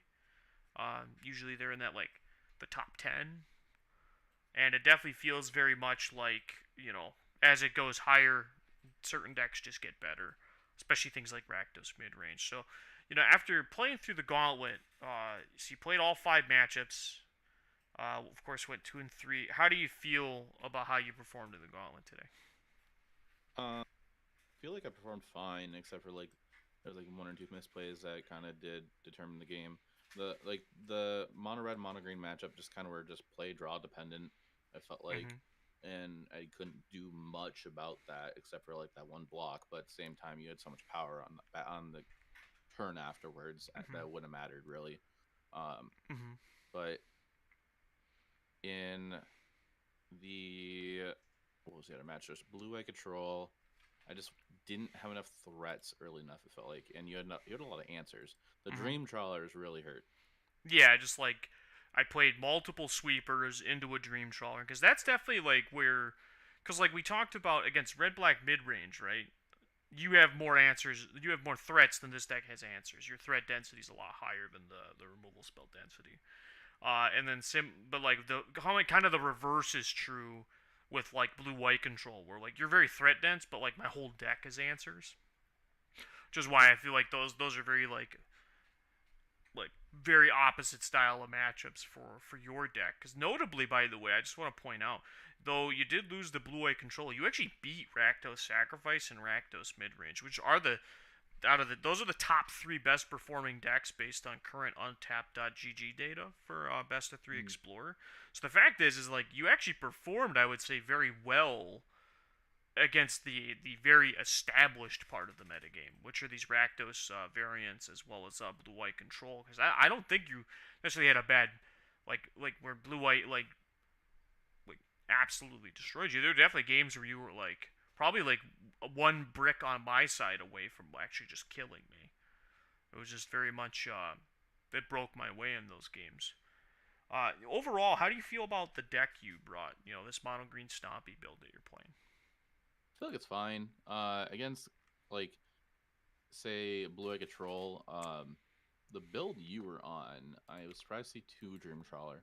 Also, Sure. Dream Trawler is a really annoying card, and Yeah. a lot of control players I talk to Mhm. don't think Dream Trawler is correct in Explorer, Sure. and they feel like that people are playing it because they don't know. A lot of other players that are just playing on ladder don't know what to replace it with, because it's like you're exporting the Pioneer list and changing the uh, the Supreme Verdict to some other board wipe that Sure. we actually have.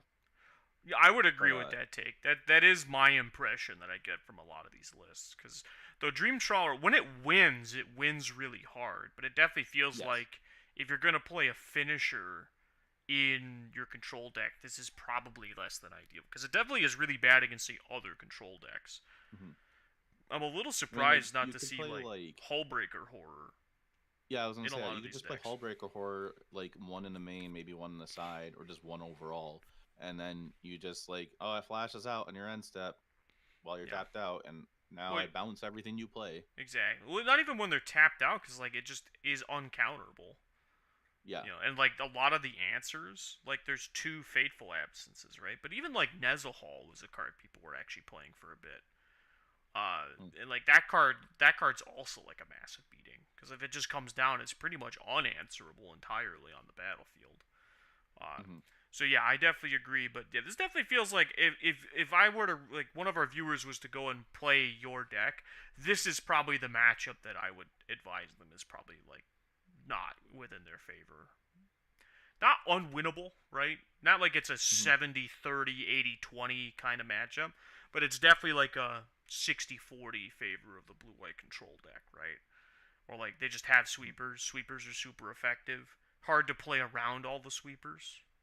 I Because also sent you my list if you want to see it, and I sent you the untapped link as well for the data on it if you wanted that. oh, perfect. Yeah, we will. But um, yeah, like overall, with my take on it, I just wanted to try to utilize Ranger Glass over playing Mhm. Coco. Coco might just be the correct way to play though if you're going to play in Sure. ladder play.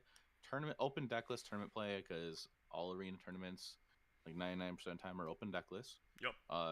I feel like Coco list if you're not utilizing ETBs in that type of take, it's probably a little bit harder to perform with the Coco list. Sure. Like say humans probably perform better than a mono green Coco list. Yeah, because you Um, can like do tricks in humans where you like upkeep, cast a collected company, or during their draw step to try to hit cards like Elite Spellbinder, right?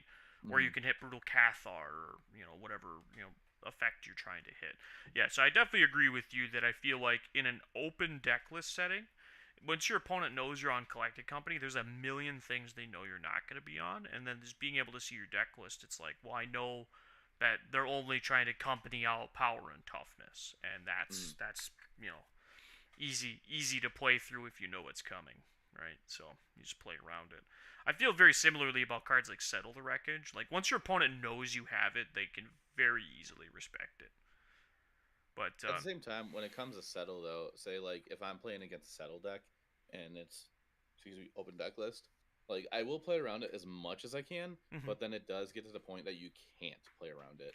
Agreed. Well, it's Um, just like we talked about. So we when we were recently playtesting, it's like you should play around it as much as you can, but like because of cards like the Wandering Emperor, it's like always attack with at least 2 creatures, because then you can't get Mhm. blown out completely by the Wandering Emperor, albeit you play a little more in to settle the wreckage. Or if you have a lethal attack, go for just enough through, say, a Wandering Emperor.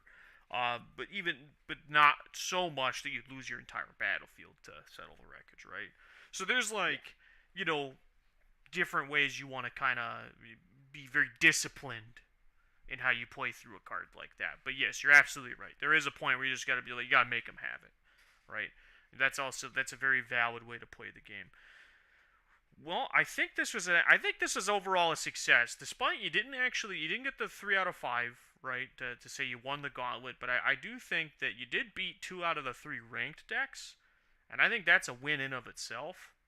Uh, in a manner of speaking. So I think that was actually really impressive showing, and I think you're on a deck that I would recommend people bring to the ladder, because you're gonna play against a lot of Rakdos, and you're gonna play against a lot of Greasefang, and I feel like your Greasefang matchup's probably really good. I mean, you're packing 4 Scavenging Oozes in your main deck. I was tempted to go up to 2 Besages and go down to 13 Forest. Yeah, I think that's One that thing, greedy part of you though. kind of, but I've noticed a lot of monogreen base decks are kind of just defaulting to 2 Besages now to have more answers against artifacts and enchantments.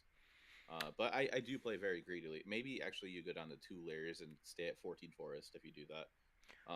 Yeah, But just guarantee you have those untapped lands for turn 3 a little more often, yeah, as well if as more anybody Forest Spiritual. if anybody is watching and decides you want to play my list, please keep in mind when you sideboard you cannot take Kazana Mammoth out. Kazana Mammoth is considered a land if you Yes. need to play it as a land. Otherwise, it's a creature you cast. Oh, I absolutely. I'm on 20 lands with 2 Kazana Mammoths, so technically 22, Okay.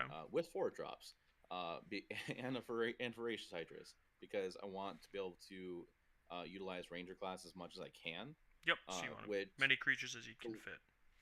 Yes, and the land count might be pushing it a little much with Oh. having 6 4 drops and Voracious Hydras as Mm-hmm. well. But Well, I think it's a it's little makes me less like I like that idea of a second Buseju even less, knowing you're on that few of lands, right? yeah, Because then you get even you're more likely to get punished for the double Busejus. true. Oh, Um, yeah, if it wasn't like built the way I was trying to play it, then maybe it'd be fine. But sure. also it just kind of sometimes feels bad to discard a land to do an effect, Mm-hmm. but like if you're needing a land drop that turn, like that happened to me at the RCQ against my mono red opponent, my Mm, round 1 opponent. Like I had to hold up our Boseiju in order to blow up something before I died, and I still lost. yeah. I mean, it can be brutal, like because I feel like Buseju, and this is as a person who plays like say a lot of modern. I'll say that it's a card that it's powerful, but it's not gonna like keep you from dying if you just grip it in your hand. So sometimes you just have Hmm. to abandon like using it as a channel land and just sort Yeah, of you just go for it, but like and just play the game normally. But at the same time, it's like that's a really hard call to make, and putting that decision in your deck can be a lot more difficult than I think people realize.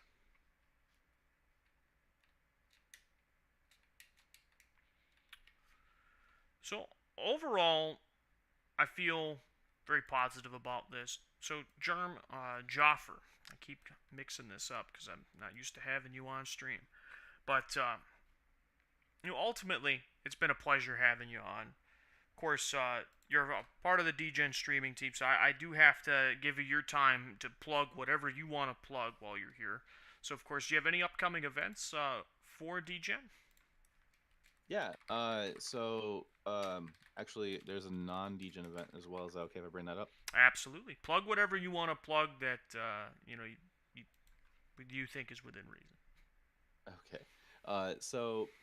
If you're not Degenerate Gaming, it's a esports team I'm part of.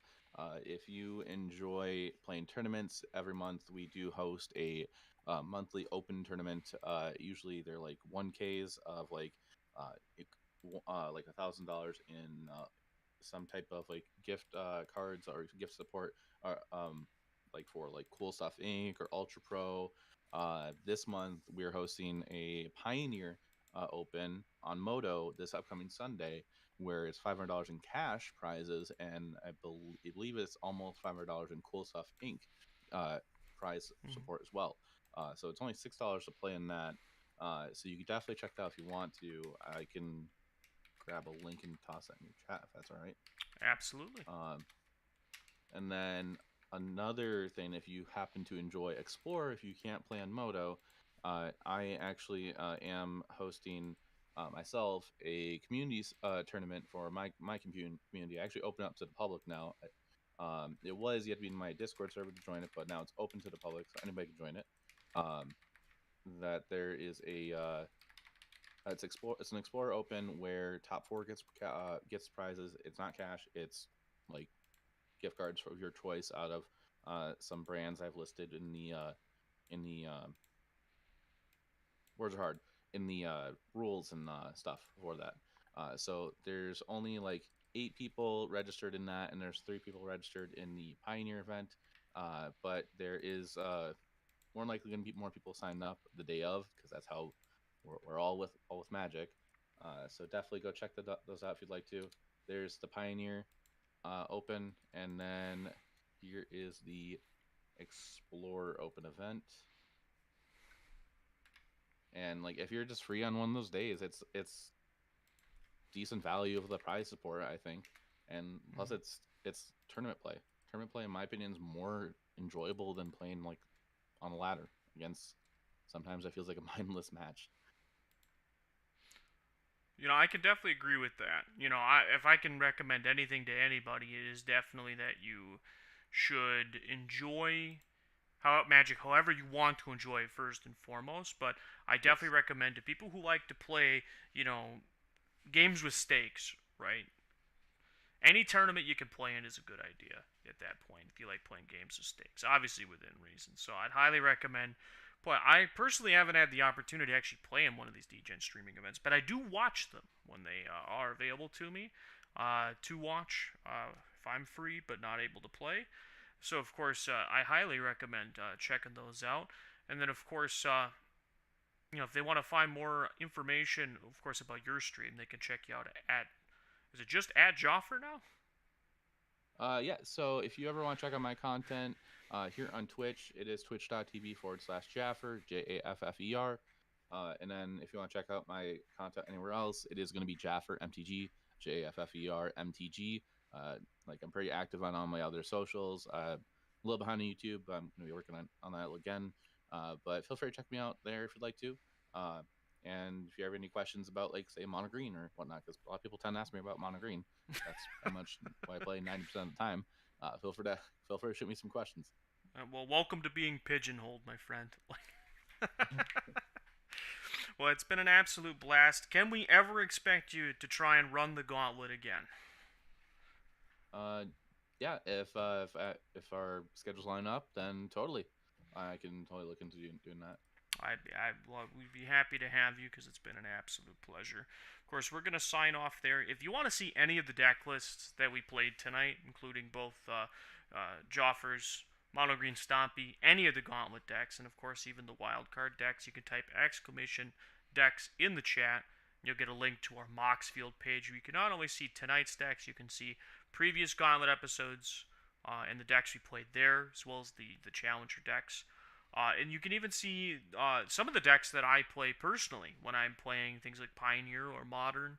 I do actually use that to keep track of that, and I keep that information public so people can check out the different things I'm trying out, even offline, as well as you can see the decks from our other series, which I think it would be a lot of fun to have you on, Joff, for our Thursday night budget battles on Arena, which really stretches the deck building creativity, we'll say, as you can only play with 12 rares and 4 mythics, and you have to build multicolored decks. It can be create quite the interesting. Some folks might see some decks in my queue here. These are maybe for this Thursday's episode of the Budget Battles. If you want to check that out, that is every Thursday night, typically around 6 p.m. Central. Okay. Well, I think we'll wrap it up there. So, again, thank you all for watching. Don't forget to hit that follow button. Of course, if you're watching on YouTube, our friends over on YouTube, hit that subscribe button as well. Again, thank you all for watching. We'll see you again soon.